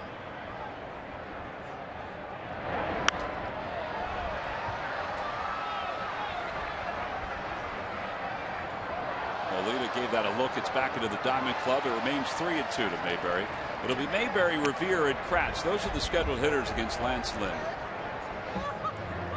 Sarge, would you agree that he doesn't have no-hit stuff, right? I mean, if this... Well, it's hard to say. I've always thought, I mean, any pitcher, depending on the luck, there's been hard-hit balls already. Dominic hit one, was right there at the fielder. Now he starts to get in a little bit more of his adrenaline flowing because he knows the situation.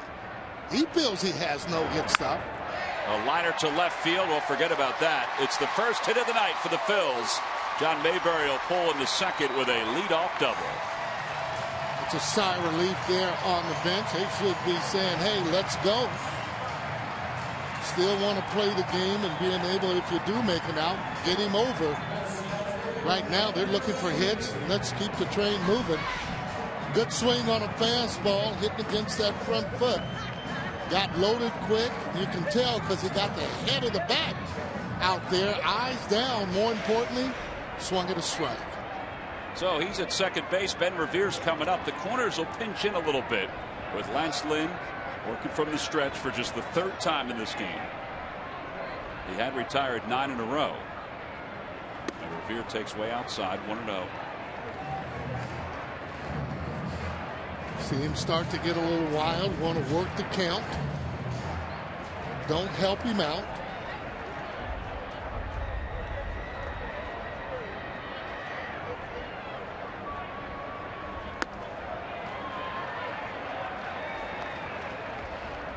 And they know that he can get wild, even though he had a great year last year. Career-wise, too, just off to a terrific start, 21-8 coming into the season.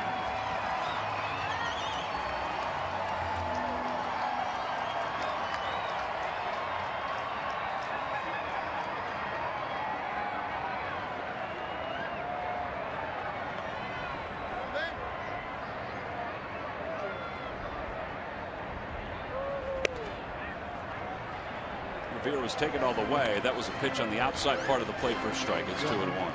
Thought that might have even been borderline there, but Ben doing the right job and making him pitch, making him throw a strike. Still, he can get that pitch down a little bit lower.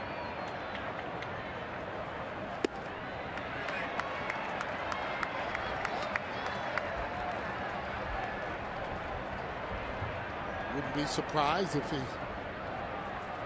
took him to full count. So you can get back in the game, base runners.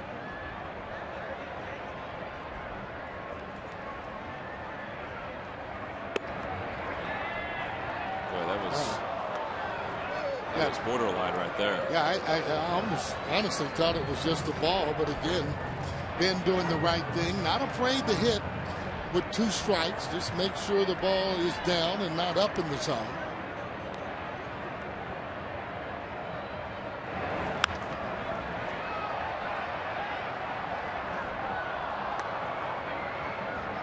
Actually thrown nothing so far but fastball. So then as a hitter, that's what you're geared to.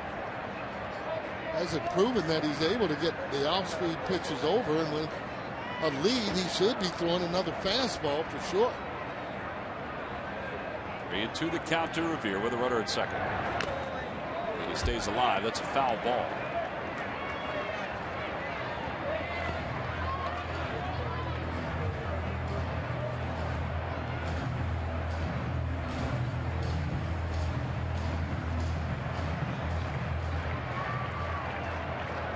Big it back right here.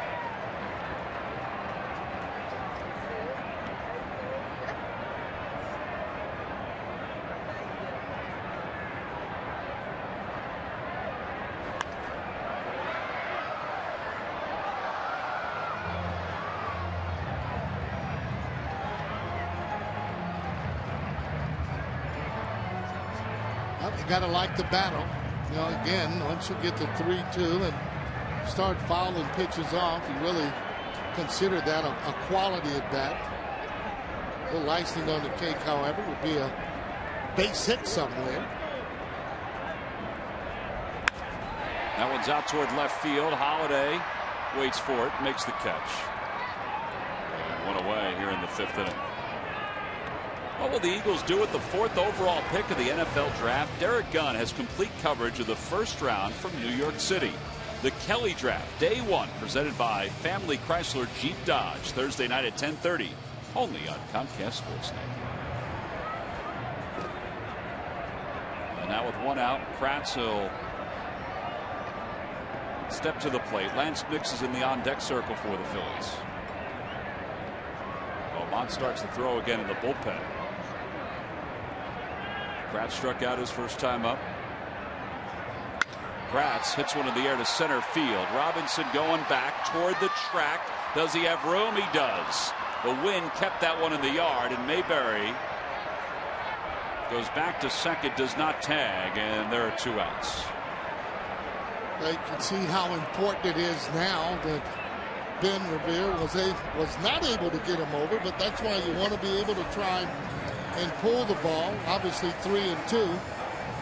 Nothing he could do. He's just trying to hit it. With that being the case, would have been able to score.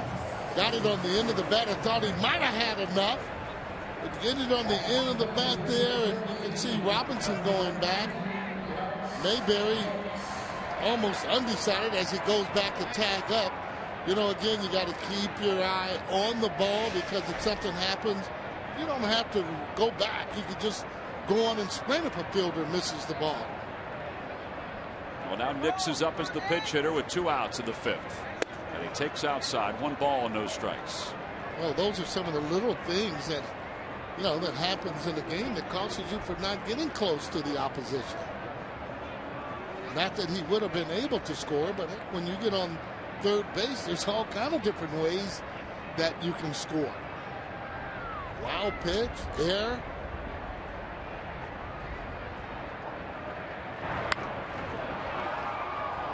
A ball and 1 strike to count.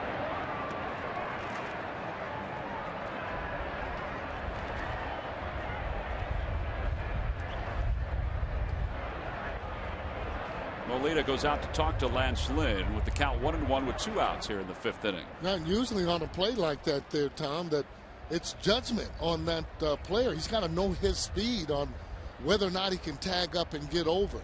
You know, the same with Jimmy Rollins last night. I thought he was in an area where as long as you score, Mays taught us. So when you're tagging up, you know, make sure that the guy's going to catch the ball. If you think he's going to catch it, make sure you're tagging up. J-Ro, I thought, did the right thing and was able to score last night, even though the ball was not caught. He still was in an area where he scored. If he had caught the ball, J-Ro would have tagged up last night. Yeah, I know that. Let's say if it was a little shallower to Robinson, then you go halfway if you're Mayberry, right? I would think so. Yeah, right, this but if is it's really that far back, you could score. You go to tag because for me, I do. But I'm going to get in an area where I think that if he doesn't catch the ball, you'll be able to score. Nix is down on strikes, so the Phillies leave one in scoring position. After the leadoff double by John Mayberry, we've completed 5. We go to the 6th. It's the Cardinals 5 and the Phillies nothing.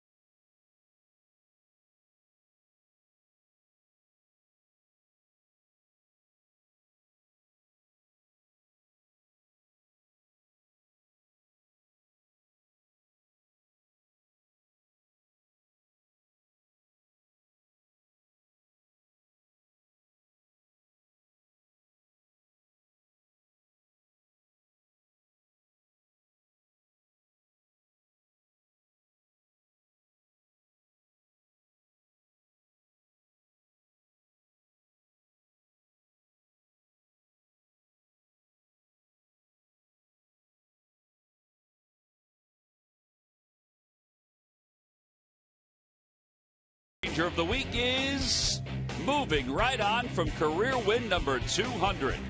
The dominating right-hander was dealing Friday night against the Cards, and their run-scoring lineup from start to finish. Roy Halladay allowed a minimal 2 hits and delivered 6 strikeouts as he shuffled through 7 strong innings. St. Louis fell to the Phillies. The rain fell in the 7th, giving Doc his 67th career complete game.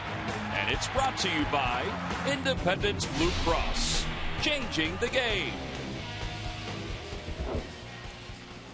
A little different story tonight. We're at the top of the 6th inning. The Cardinals lead at 5-0, and Philippe Almont will take over for Cliff Lee. Cliff went 5. He allowed 5 runs on 7 hits. And now Almont 1-2 so far in 5 games. 4 strikeouts and 3 1/3. 4 hits allowed. There's Cliff. Cliff had pitched so well in his first 3 starts. Yep. Tonight, his command just wasn't the same, and it happens. There's no doubt about that. Well, I bet if you asked him too, he'd say, man, I felt pretty good out there, just didn't get the right results. This is how this game goes sometimes, and balls that were hit hard, the fighting fields, they haven't been able to find any holes, just the opposite. So now Descalso will lead it off. He has struck out twice. Swing and a miss, and it's 0-1.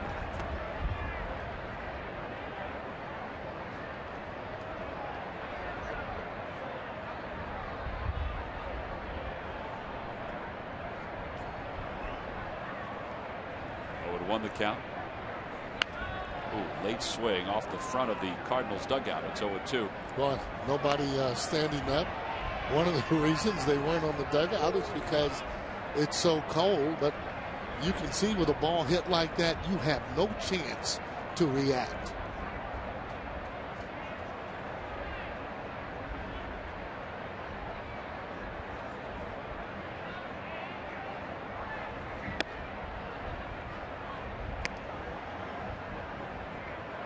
It'll be Descalso, Cosma, and then the pitcher spot for the Cardinals here in the top of the 6th inning.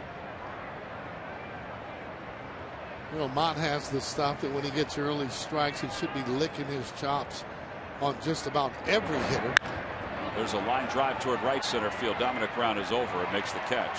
The problem is that when he gets those early strikes, he makes too good of a pitch with the ball down close to the middle of the plate. Oh, one away. Pete Cosma's coming up, and as Pete comes to the plate, let's turn it over for Murph, because tonight is Autism Awareness Night here at the ballpark, and Murph is with a special guest. Murph? Certainly am, Tom, and it's the 11th straight year that the Phillies have done this, autism awareness, and right now you're taking a look at Dr. Wendy Ross receiving a proclamation down on the field today, and certainly a special moment and really a special night, Doctor, for a lot of people and for you. Explain to us why it is so special. Well, I think what makes the event really special in Philadelphia is that it's really about more than one night. And that proclamation was given to me by one of the best child advocates in the state, Denny O'Brien, who's now a councilman. And it's really in honor of the fact that this park is one of the first parks to have a program that will go all season long. So we spent a few weeks educating about autism awareness, all the staff at the park. We prepared families with baseball stories, stories about what happens here. And now we'll be bringing families all season long, supported by clinicians. It really is an amazing program, guys. Every employee that works at the ballpark went through basically training to try and understand the challenges that folks that suffer from autism have to deal with on a daily basis. Yes, it was almost 3,000 people that we trained, all of the Aramark employees and all of the Philly staff. It is an amazing thing, and obviously they're hoping to raise over $100,000 tonight for various programs around the city. You have a very special program yourself. Explain to folks how your nonprofit works and how they can help. Right. Well, I think the thing that's great about my nonprofit is that it prepares the community as well as the families, and it sort of forms a bridge between them and gives families the chance to practice and become independent. And if you want to support us, you can go to my website, www.autismir.com. On the website, you'll find resources, strategies for coming to the park, the stories, and you can also donate. Dr. Ross also teaches folks in airports and in other large communities where a lot of folks gather, and she educates them on how they can deal with autism and how they can help. It's a terrific program. Congratulations on all your hard work. Congratulations on the proclamation. A terrific night here at Citizens Bank Park, doing a lot of good for a lot of folks, Tom. All right, Murph, thank you very much, and our thanks to Wendy as well for all the work that she's done, not only over the years, but also in particular in preparation for the 2013 season here at the ballpark. Fly ball out to right center field. Ben Revere, as the ball slices away, tracks it down for the second out. Now, part of Autism Awareness Night, Joseph Devers was invited to throw out the first pitch here at the ballpark, and he's trying to get the crowd into a little bit. He looks himself up the Fanavision, and he throws a perfect pitch to the Fanatic, and he goes a little Brad Lidge on us. Sarge. Oh, awesome. I think his sister's going to jump in there. She's playing the role of Carlos Ruiz. And then the Fanatic is playing the role of Ryan Howard. Okay. Lance Lynn is up, and he waves at the first pitch. It's 0-1. Well, if you search Wendy Ross's name and autism in the internet, you'll find so many great stories of things that she's established over the years. And it's worthwhile just to take a look at it. 0-2 the count to Lynn.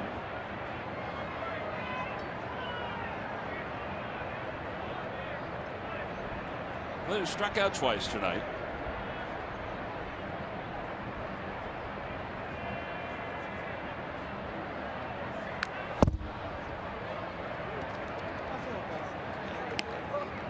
Cardinals with 5 runs on 7 hits. We mentioned that they scored 4 runs in the third. The base runners got aboard with 3 walks, and the Cardinals are the best, one of the best teams in the majors with runners in scoring position. And they certainly capitalized on it. Got to have a game plan and players that can execute. It's a good pitch there. I think that's what he should do. Get the early strength there to get a feel for that little slide piece. That was a slider there. He wants to get, for me, that he can throw that pitch just about any time he wants. If he can get that developed, he'll be one heck of a reliever. That fastball is just too predictable. You can get him off of that with that slider, especially how hard he throws it.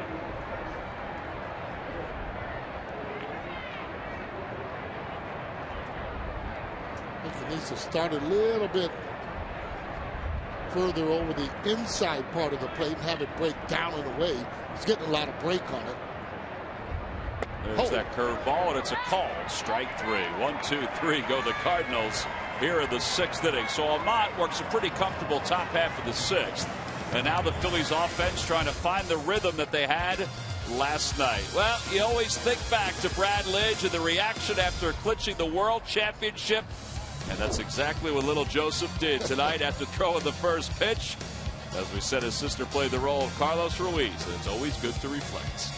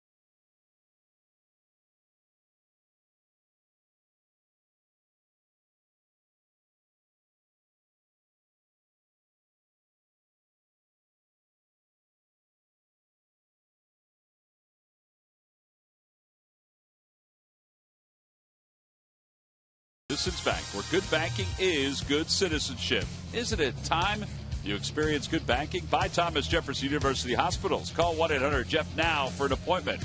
And by Toyota. Let's go places. Bottom of the sixth inning here in Philadelphia. Phillies have managed just one hit so far against Lance Lynn of the Cardinals. They've reached double digit in hits in the first two games of this series, but a little quiet here tonight. As we go to the top of the order, Rollins takes outside. It's 1-0. Yeah, I thought maybe they'd start to get it together that last inning. Usually end up getting that first hit. So when things usually start to happen good for you, but then settled down and didn't let them score. On the edge of the outfield and left, and there's one away as Rollins is retired. That'll bring Freddie Galvis to the plate. For years, StubHub has been the place to find great Phillies tickets. And this season, you can get more with your tickets thanks to StubHub Fan Rewards. So get to StubHub and grab your seats today.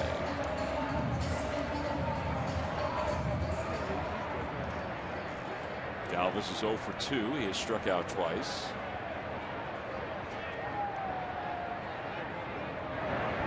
Want to know the count?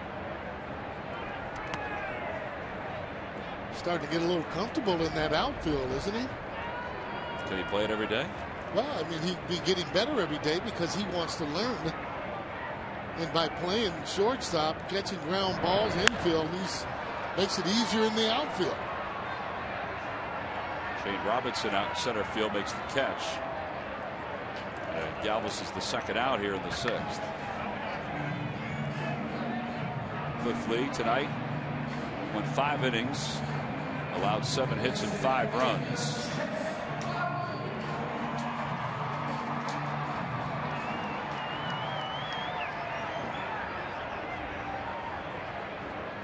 And now after 4 pitches and 2 outs, Chase Utley 0 for 1, a walk and a ground out.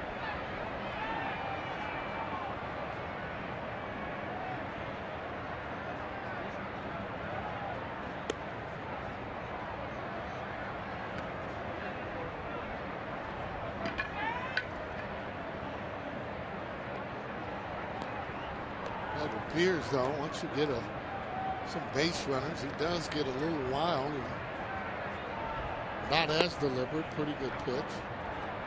He's had some odd innings, though, Sarge. You know, he had 19 pitches after the first. He had 41 after the second. He had a pretty easy third, a pretty easy fourth. Threw a good amount of pitches in the fifth, but in this inning, he's only thrown 6. This will be the 7th pitch. There it is outside. Sometimes these guys can be a lot more difficult to hit than somebody even throwing harder, like 94, 95, because you don't know where his pitches are going. Throws a heavy ball, which means when you're hitting it, if you don't hit it right on the screws, doesn't go very far. Mostly two-seamers. Utley hits it in the air to center, so one fly ball out after another here in the 6th. 2 to Robinson, and the Phillies go down in order. 6 in a row, retired by Lance Lynn. 6 in the books here in Philadelphia. Not a whole lot of offense tonight for the Phillies as they trail it 5-0.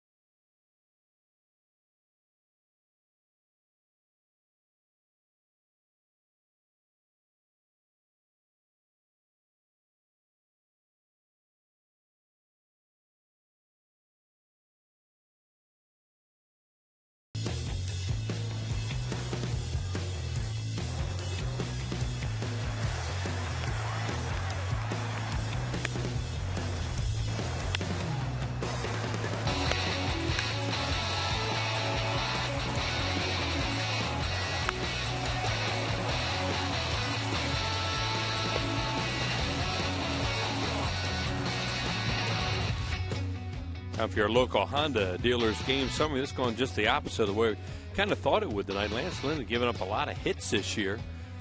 And, of course, Cliff Lee hadn't walked anybody, basically. Well, tonight, 3 walks in 1 inning. They all scored. 5 innings for him. Just not a good game for him tonight. Got a little bit out of whack in that 3rd inning. I'm sure he'll talk about that later on, and gave up some runs. And the Phillies have not been able to recover because Lynn's been really good. Shane Robinson, it's the first pitch from Almont to straightaway center, and Ben Revere at the edge of the track makes the catch. So 1 away. Carlos Beltran's coming up.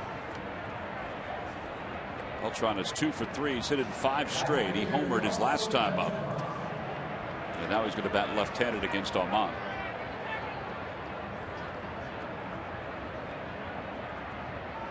Beltran might have put up some good numbers if he played in this show. Huh? Certainly some comfort.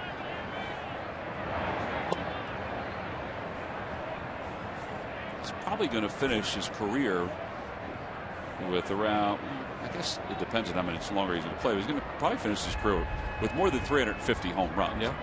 I mean, he could finish with, close to 400 depending on how much longer he does play. He's at 336 right now. He just can never live up to that money they paid him in New York, and he's not the only guy that's ever happened to. He's a glider. He had a lot of trouble with his knees there for a while. But the guy's a tremendous talent. 1-1 the count to Beltran. He had above average tools and everything. He could run, he could throw, he could hit with power. And the old joke used to be about a superstar could slide on either side. Well, now they all slide head first, so you get rid of that one. Those are the 5 tools.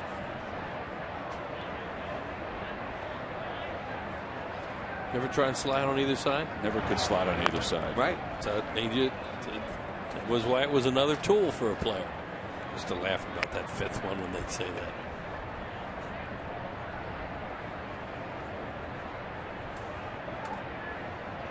1-2 the count.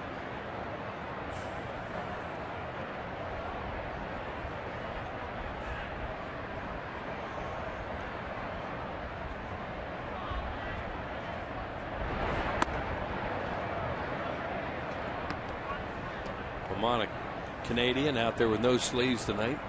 Yeah, this is nothing. This is like a spring day for Philippe Aumont. Right. Not for everyone here in Philadelphia. Ponds are starting to melt on a day like this. 2 balls and 2 strikes now to Beltran. The breaking ball whacked foul off the foot of Beltran. And it stays even. Here's what Beltran's done. He's worn it out. There's a home run to left. Here comes one to right. Yeah, that was a shot. And then for good measure, let's go deep to left center into the wind. That was really impressive, the way that wind's blowing out there.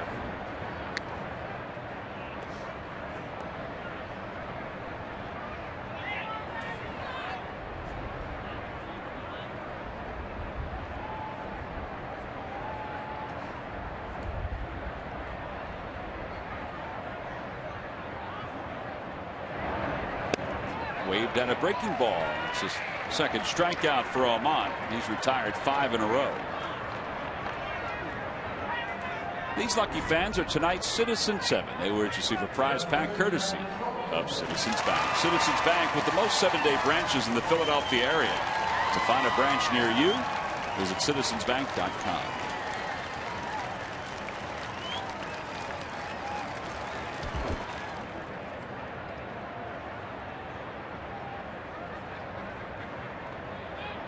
Matt Holliday is singled. He's also walked and scored, grounded out to shortstop. 4 runs in the 3rd for the Cardinals, 1 of the 5th, and not a whole lot for the Phillies offensively. Got to get the home field advantage back at this ballpark, don't they? Yeah, you know, they're right around where they're at 500. Last year, remember they got 15 under at one point? Yeah. 15 under 500. 1-1 the count. And finished right around the 500 mark for the year. I mean, this has always been such a great home field advantage. And they need to embrace that again.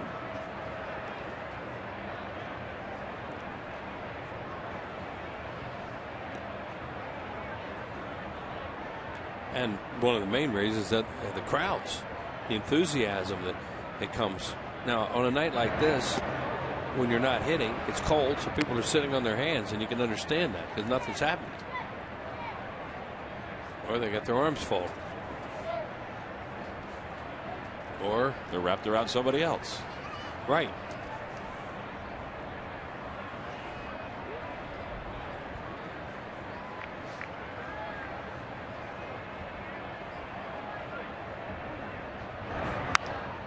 Out of play, and it's 2-2 to Holliday. Phillies in the bottom of the 7th will have Michael Young, Dominic Brown, and John Mayberry. Aumont trying to keep it at a 5-run deficit. Carlos Beltran now with 14 homers, 45 RBIs, and 65 games here. 284. That's really solid.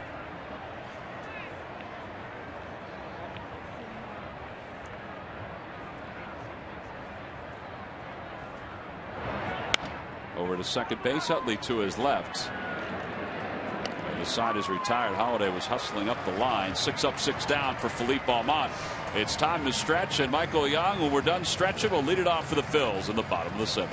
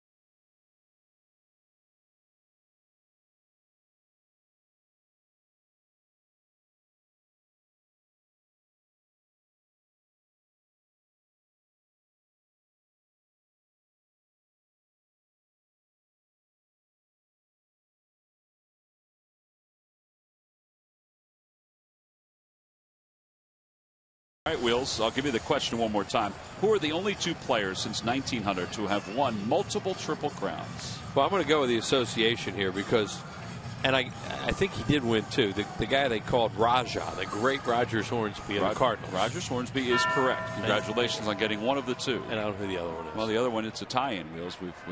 We've tied it in tonight just for this particular question. It's not really a tie-in. I mean, it's really a reach on our part to tie it in. You know, Yaz won 1, and before that, he had been the last one until last year. I'm close. Yeah.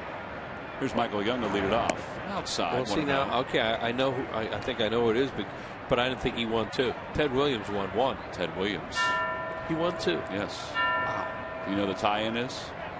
Sure, all the stuff that's going on in Boston. Exactly. Sweet Caroline. Right. We've been playing along with it. Yeah. Outside 2-0. But I knew Hornsby, from this league. But I did not know that he won 2. And the great Raja in there. That's a heck of a nickname for a guy, isn't it? Raja. Out of play, it's 2-1. Second baseman, no less, right? Rogers Hornsby. He was a big guy, though, to play second base, wasn't he? He was, to put up those kind of numbers as an infielder. Wow.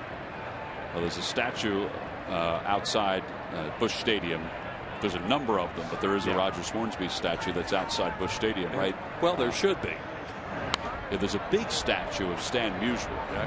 A real big one. Yeah. And then there's some smaller ones, and Rogers Hornsby is one of those smaller ones. Bob Gibson's out there. Mm-hmm. Jack Buck. Yeah, Jack Buck has one by himself that's out in the outfield, gate. There's Hornsby. One of the Dean brothers is out there. Oh, that's Diz. Yep. Michael Young down on strikes. It's 7 in a row. Retired by Lance Lynn, who was retired, who has 8 strikeouts. And that'll bring Dominic Brown to the plate.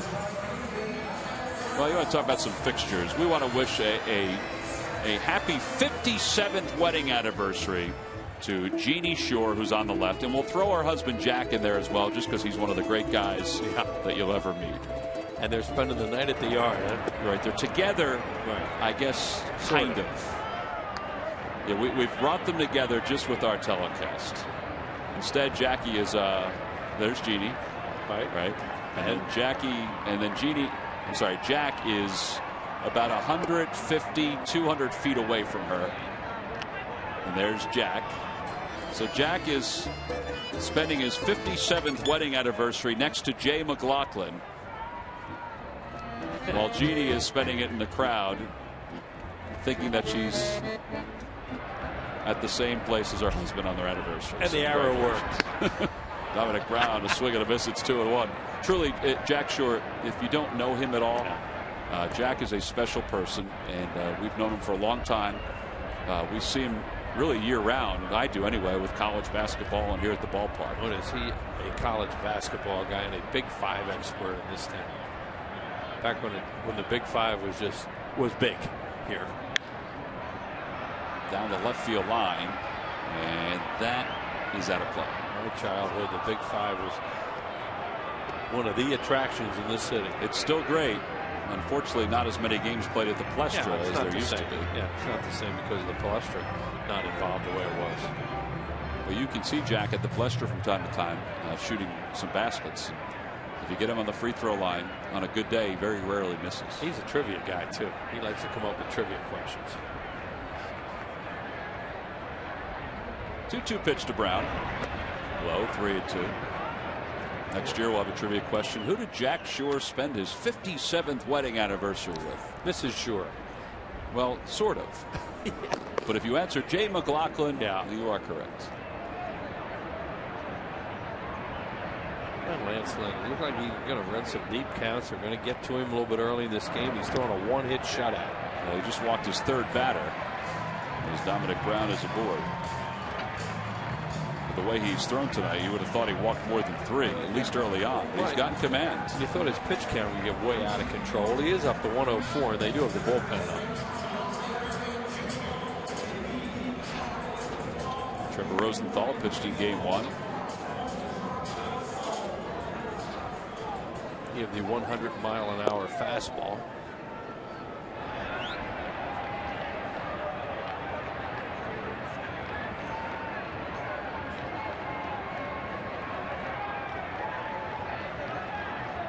Mayberry has Phillies' only hit.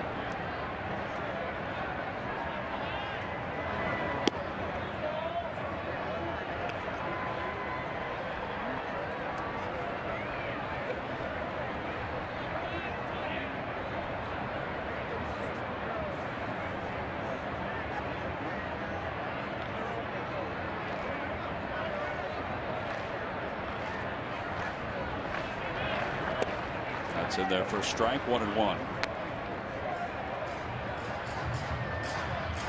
So at a Major League scoreboard, the Pirates are leading the Braves 3-1. Andrew McCutchen, a double and an RBI for Pittsburgh. Who will be here on Monday? Pirates will be here for 4 games beginning Monday. Braves lost yesterday to Pittsburgh. Ground ball to third, backhanded by Freese. He'll go to second for 1, and they're able to turn the double play. 5-4-3 around the horn, and the Phillies go down quietly in their half of the 7th. Lance Lynn is through 7. We're going to go to the 8th here in Philly.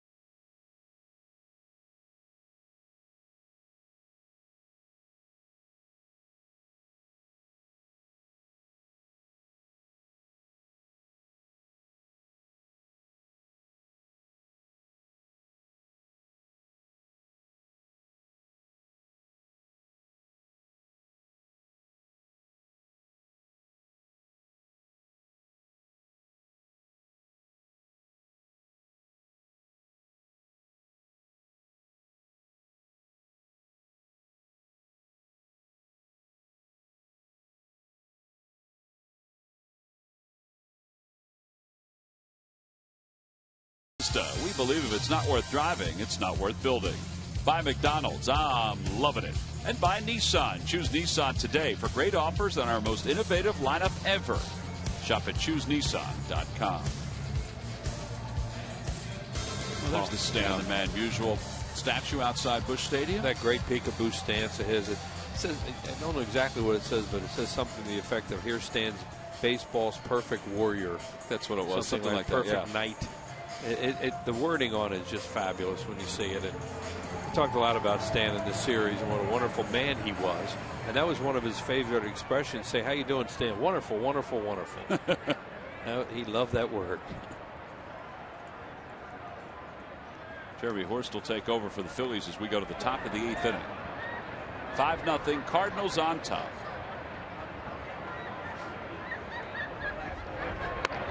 And Alan Craig takes high. It's 1 ball and no strikes. Here stands baseball's perfect warrior. Here stands baseball's perfect knight. Yep, that's close. Yeah, it's a beautiful statue too. And that's the way he hit too. They call it a little peekaboo stance of his. What a hitter! Looked it up the other day. Had 170 some triples, along with the 475 homers and 700 doubles. Wow. Well, and you're not looking at if I recall correctly, old Busch Stadium, not the one that was next door to the current Busch Stadium, with the first one. Right, he played in the old one. That wasn't Sportsman's Park. Sportsman's Park. Yeah. That wasn't huge, was it? You know, it was shallow in right field. That's what I remember, just from pictures. But I was never there, and I really can't picture it that much. I never was in that place.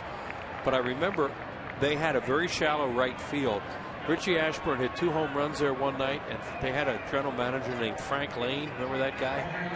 And he got so ticked off that Whitey Ashburn would hit 2 home runs down the line in right field that he put a net out there. further out from the foul pole out further into right field. Said this is ridiculous if this guy can hit 2 homers in the game. True story, I think. Whitey told it that way. What did the net do? Well, it would be in play if it hit it. Oh, knock it down. It was like the old. How to do that? Back then, if you were Frank Lane, probably. There wasn't any association or anything. All right, here we go. 426. Left center was 379. 426, 354, 310 to right field. There you go, 310. As Molina dumps one into right center, he's 3 for 4. It's like that old story about Kauffman Stadium. When not Kauffman Stadium, but the stadium in Kansas City before Kauffman Stadium, when the A's played there, where Charlie Finley wanted to, when they were thinking about building Kauffman Stadium, he wanted to be able to move the fences in when the move the fences out when the opposition was up, and move them in when the A's were up. That was back in the days when you had general managers that were probably as powerful as anybody in the game. Frank Lane's nickname was Trader Frank. David Freese hits it the opposite way. Brown on the run, and he makes the catch as he gets into the scoreboard. He dropped it. They're going to say he had it, though. They're going to say that he was pulling it out of his glove in the exchange. Yeah, there are 2 outs. Getting a little heat right now is Jerry Lane at home plate for the Cardinals dugout. But it did look like he picks it out. There he is. He makes a good play. Good running play. Now he hits the wall. Whoops.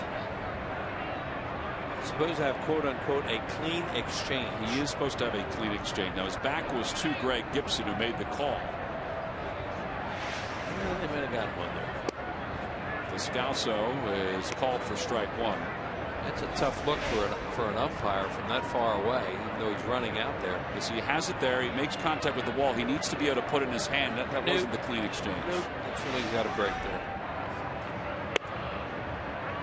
0-2 the count on that curveball. Technically, they say you have to reach in and take it out of the glove. And he reached in and didn't take it out of the glove.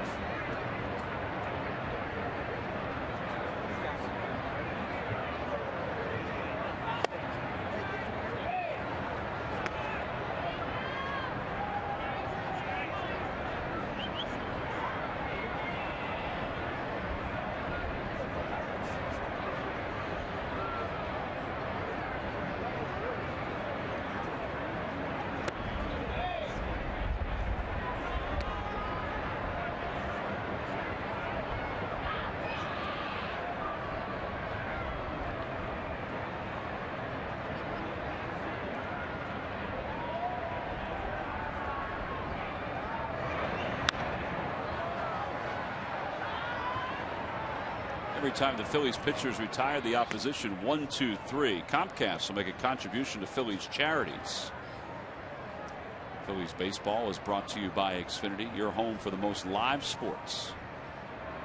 Giving you all your favorite sports all year long.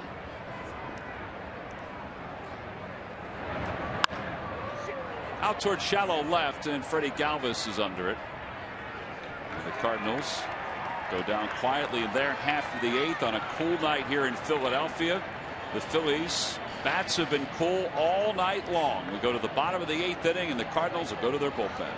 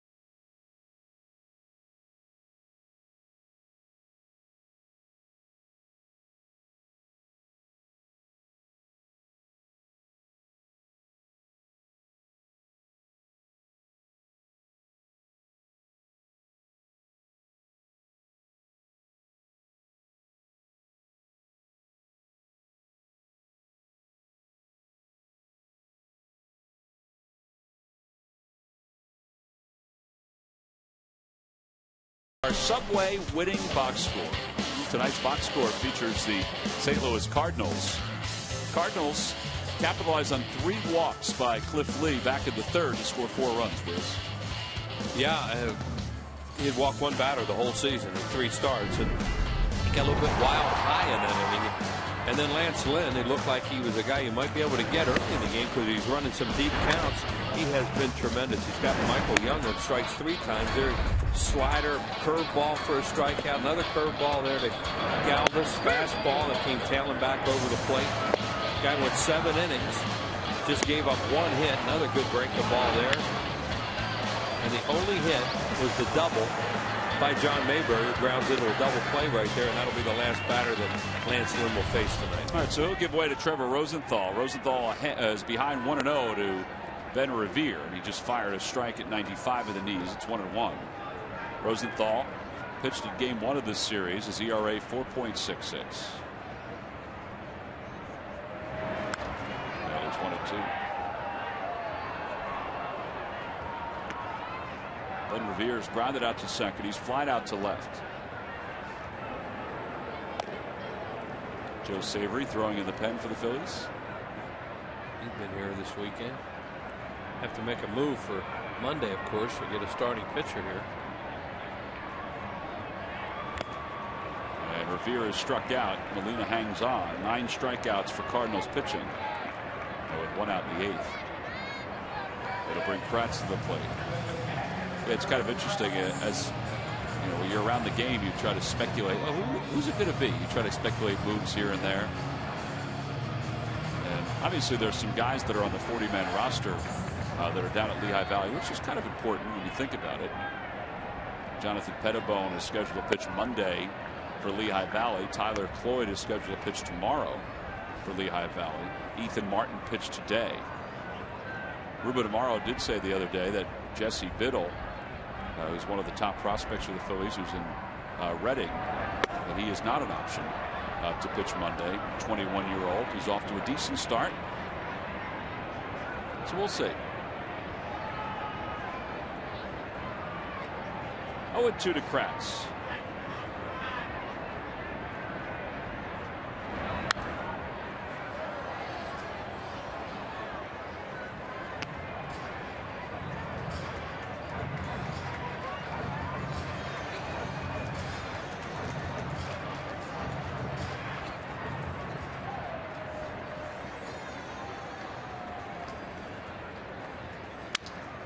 Kratz just broke his bat. Rosenthal going to try to get that one. And it's going to be an infield hit for Eric Kratz. Well, that'll make up for that 400-foot out he hit last time. Man, that would have been out on so many different nights. Way out. So a base hit, 1 out single. Pinch hitter coming up. It's time for the Major League Notebook. Murph? All right, thank you very much, C-Mac. Brought to you by Gwinnett Mercy College. And the Nationals have placed third baseman Ryan Zimmerman on the 15-day disabled list because of a strained hamstring.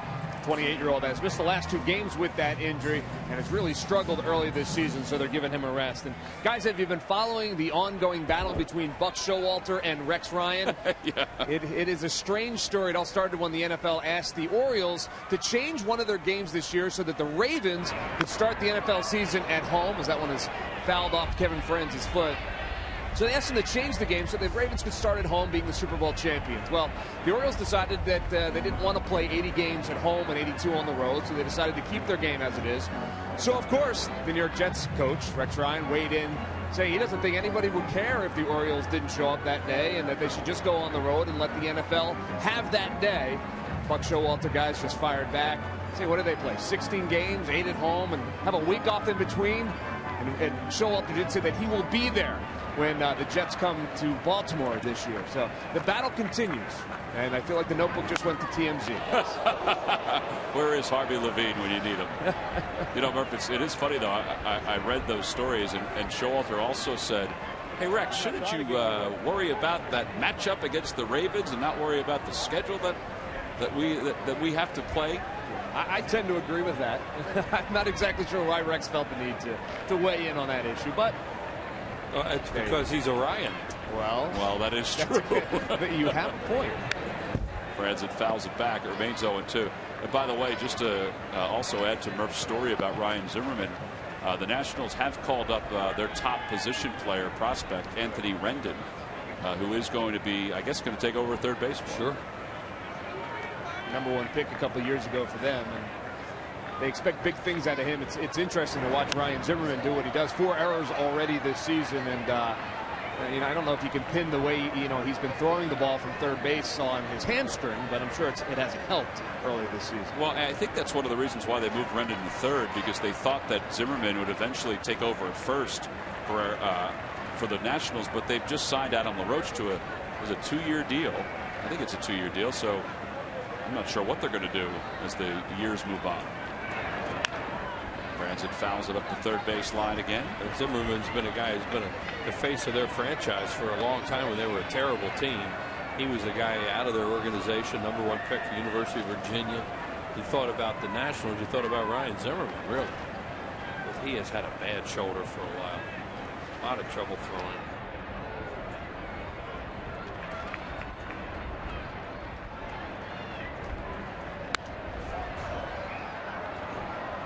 Kevin Franzen up there really battling this guy, throwing hard fastballs, sliders.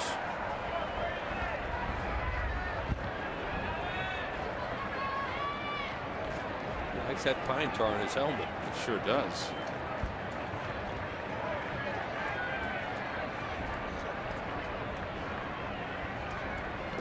He waves at the 0-2 pitch, but it's the second strikeout for Rosenthal.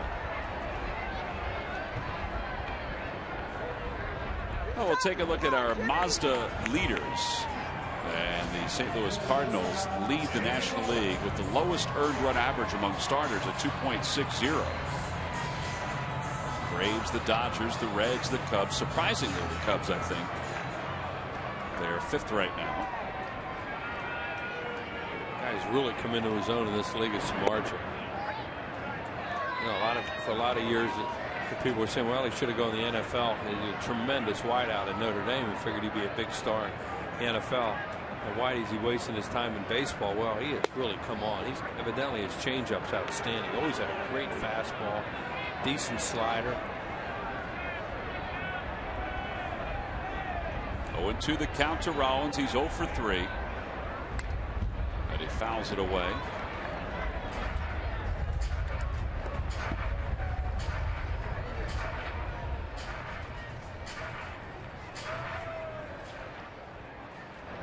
Pretty good.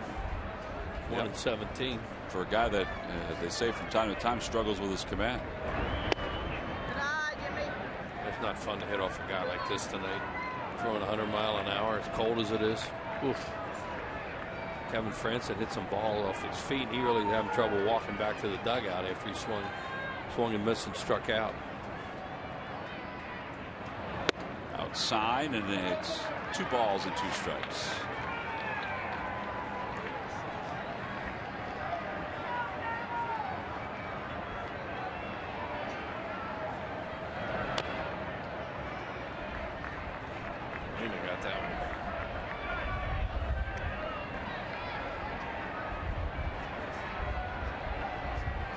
What does he feel like after a season? All the games he's played and all the post game and all the foul tips you take. You're talking about beat up. Well, he just asked the home plate umpire what the count was, because up on the board it said 2-0. So it's 2 balls and 2 strikes.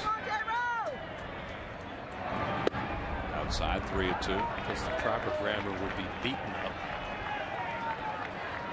Either way, he's limping around. In other words, he takes a lot of punishment back there.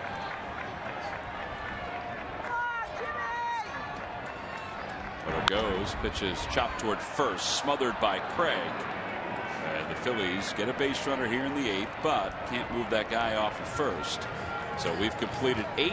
We go to the 9th inning in Philadelphia. The Cardinals 5 and the Phillies nothing.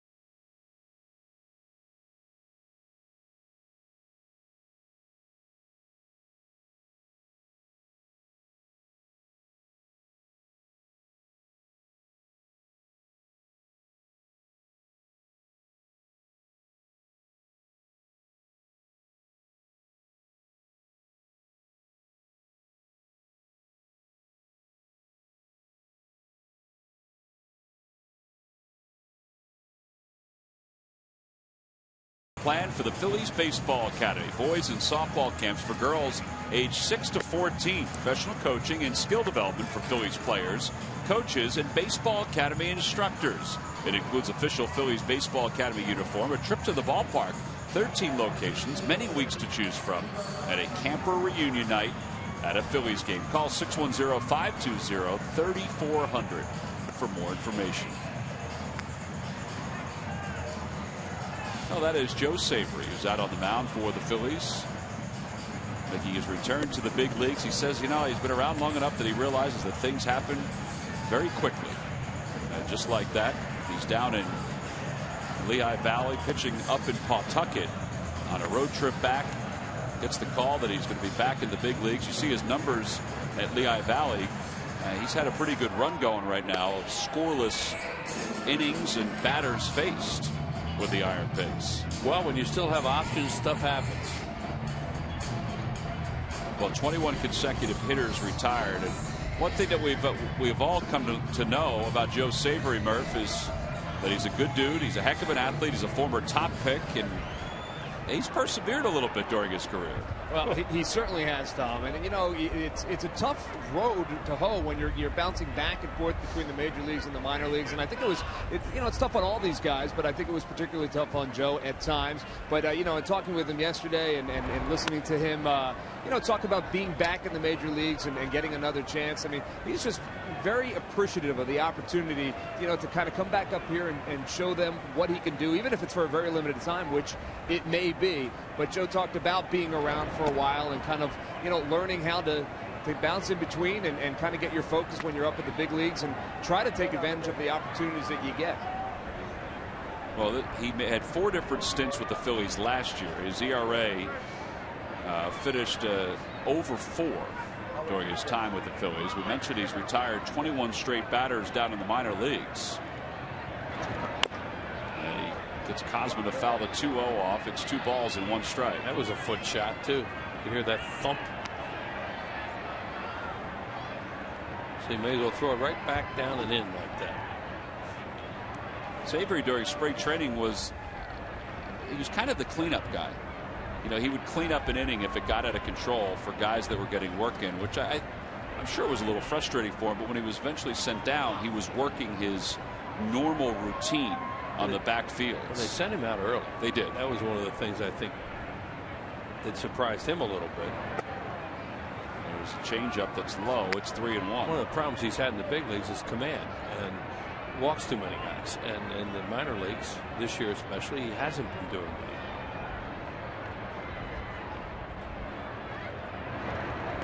He just walked Cosman to begin the 9th inning. You see his reaction out there, like here I go, I don't walk anybody, and now I come up here and I walk the first guy I face.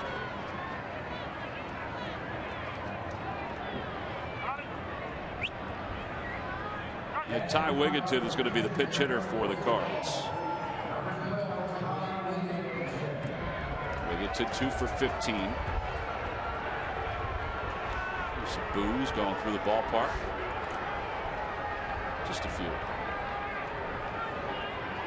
Yeah, at least they remember you.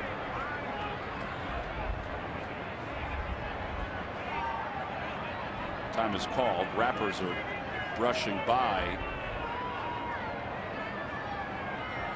Wigginton and Eric Kratz and Jerry Lane, the home plate umpire. Wind's blowing in the way the Rappers are going.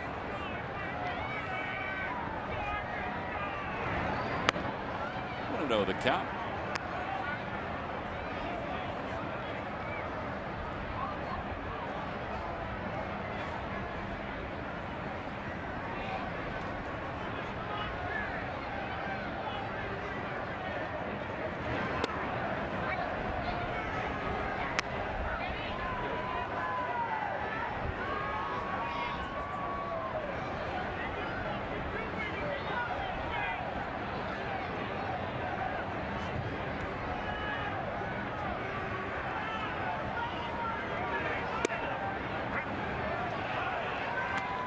Great idea. Pitch inside. Guys don't want to swing at that stuff. You get jammed and it hurts.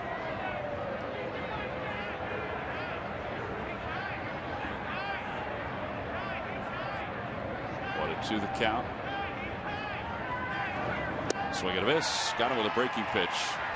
And one out here in the ninth.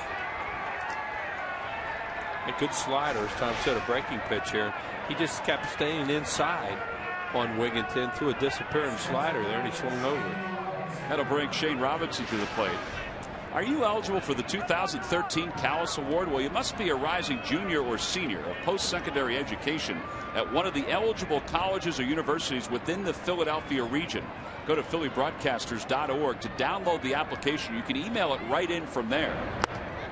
And you can check out which schools are eligible for this year's award. Now, the application, the deadline, needs to be postmarked by the 30th of April. So time's running out, but you do have time. And it's a pretty easy application. Again, the winner will receive a $1,500 scholarship. Robinson pops it up. Shallow right field. Utley is there. 2 outs. Good. Joji's got an out on a change up to a right-handed hitter.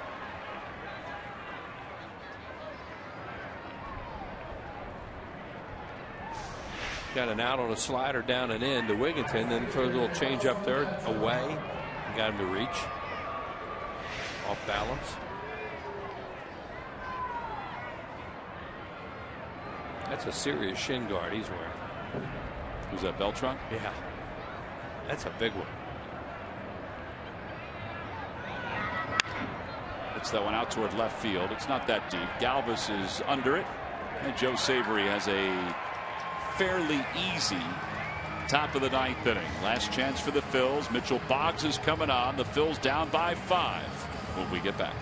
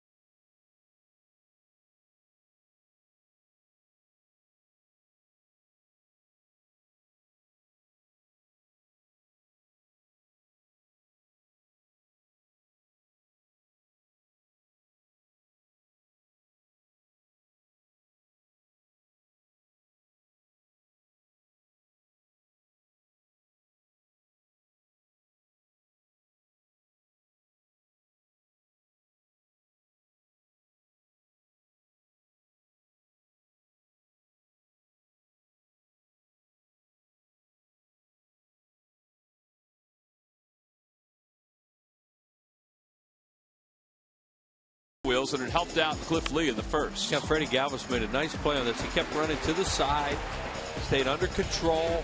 He didn't have time to get to the wall and find out where it was, but he felt the warning track, jumped. He knew he still had room. Made a nice play. Brought to you by your local Hyundai dealers. Well, we go to the bottom of the ninth inning. The Phillies down by 5.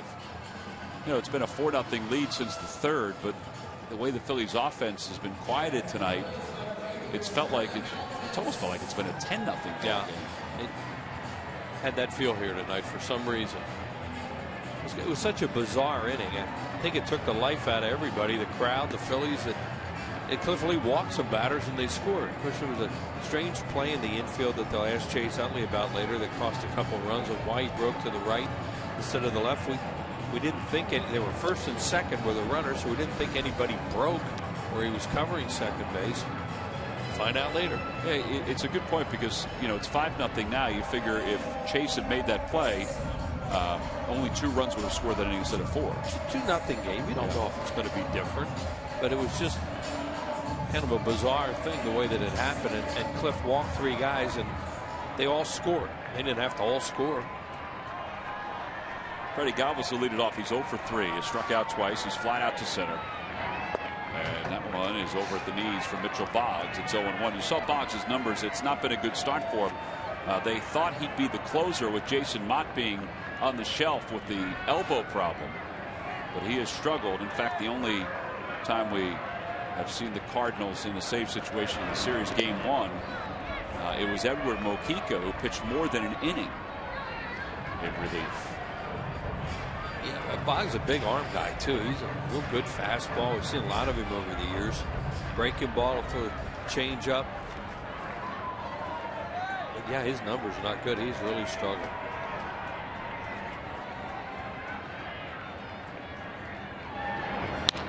Ground ball right side. To his right is Descalso. He bobbles and no, he's safe at first. Greg Gibson calls Freddie Galvis safe. I thought he still had him because he got the ball back quickly and released it pretty quick. Yeah, Bianero and Descalso made a really good play earlier in the game. Right there, he bobbles it, but it stays right there where he catch it with his bare hand, make a strong throw. Craig did a little cheat there to try and get the call. Right there, he never took his eye off it. He's out. Yeah, it did look like it beat him. Greg Gibson called him safe. So the Phillies have a base runner to start the bottom of the ninth. Chase Utley, the batter. He's 0 for 2 with a walk.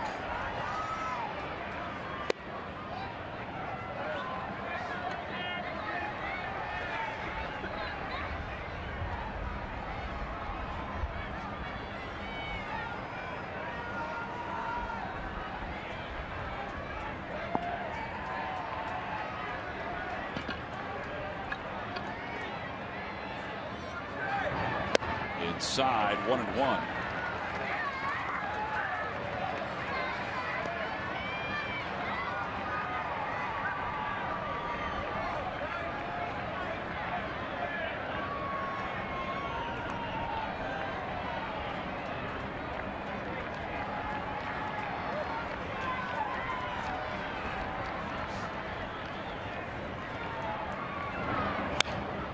Foul ball back to the left and out of play. It's 1 ball and 2 strikes.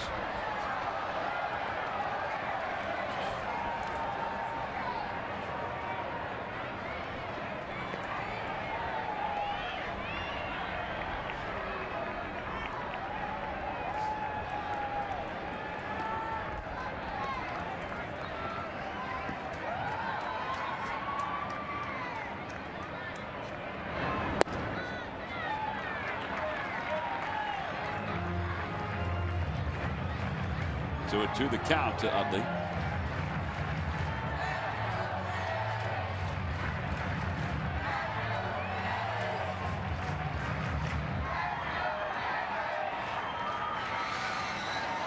Michael Young on deck.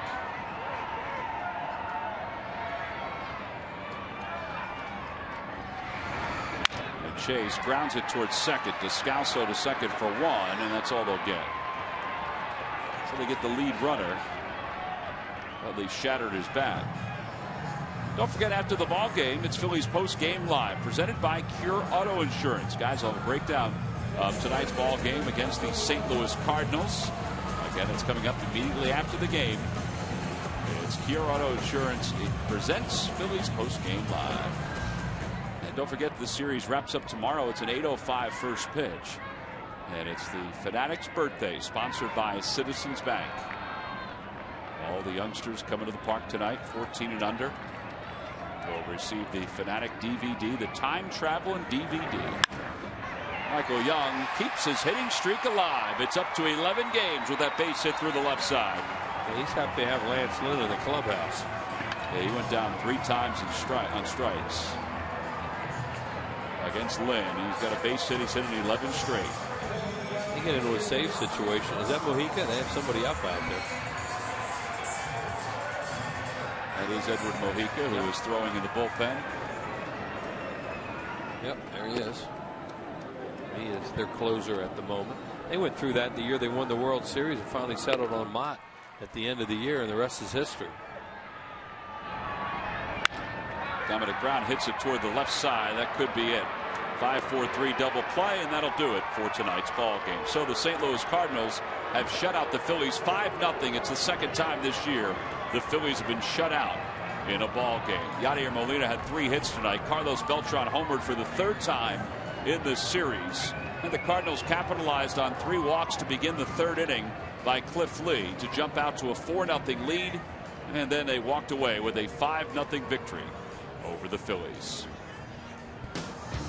Now Lance Lynn, who's our Chevrolet player of the game, early on he was throwing a lot of pitches, but then all of a sudden you looked up in the 5th inning, he had a lot of base hits. Well, one of the things that probably helped him was he got that 4 spot, kind of like Roy Halladay last night, got a lead, so that loosened him up.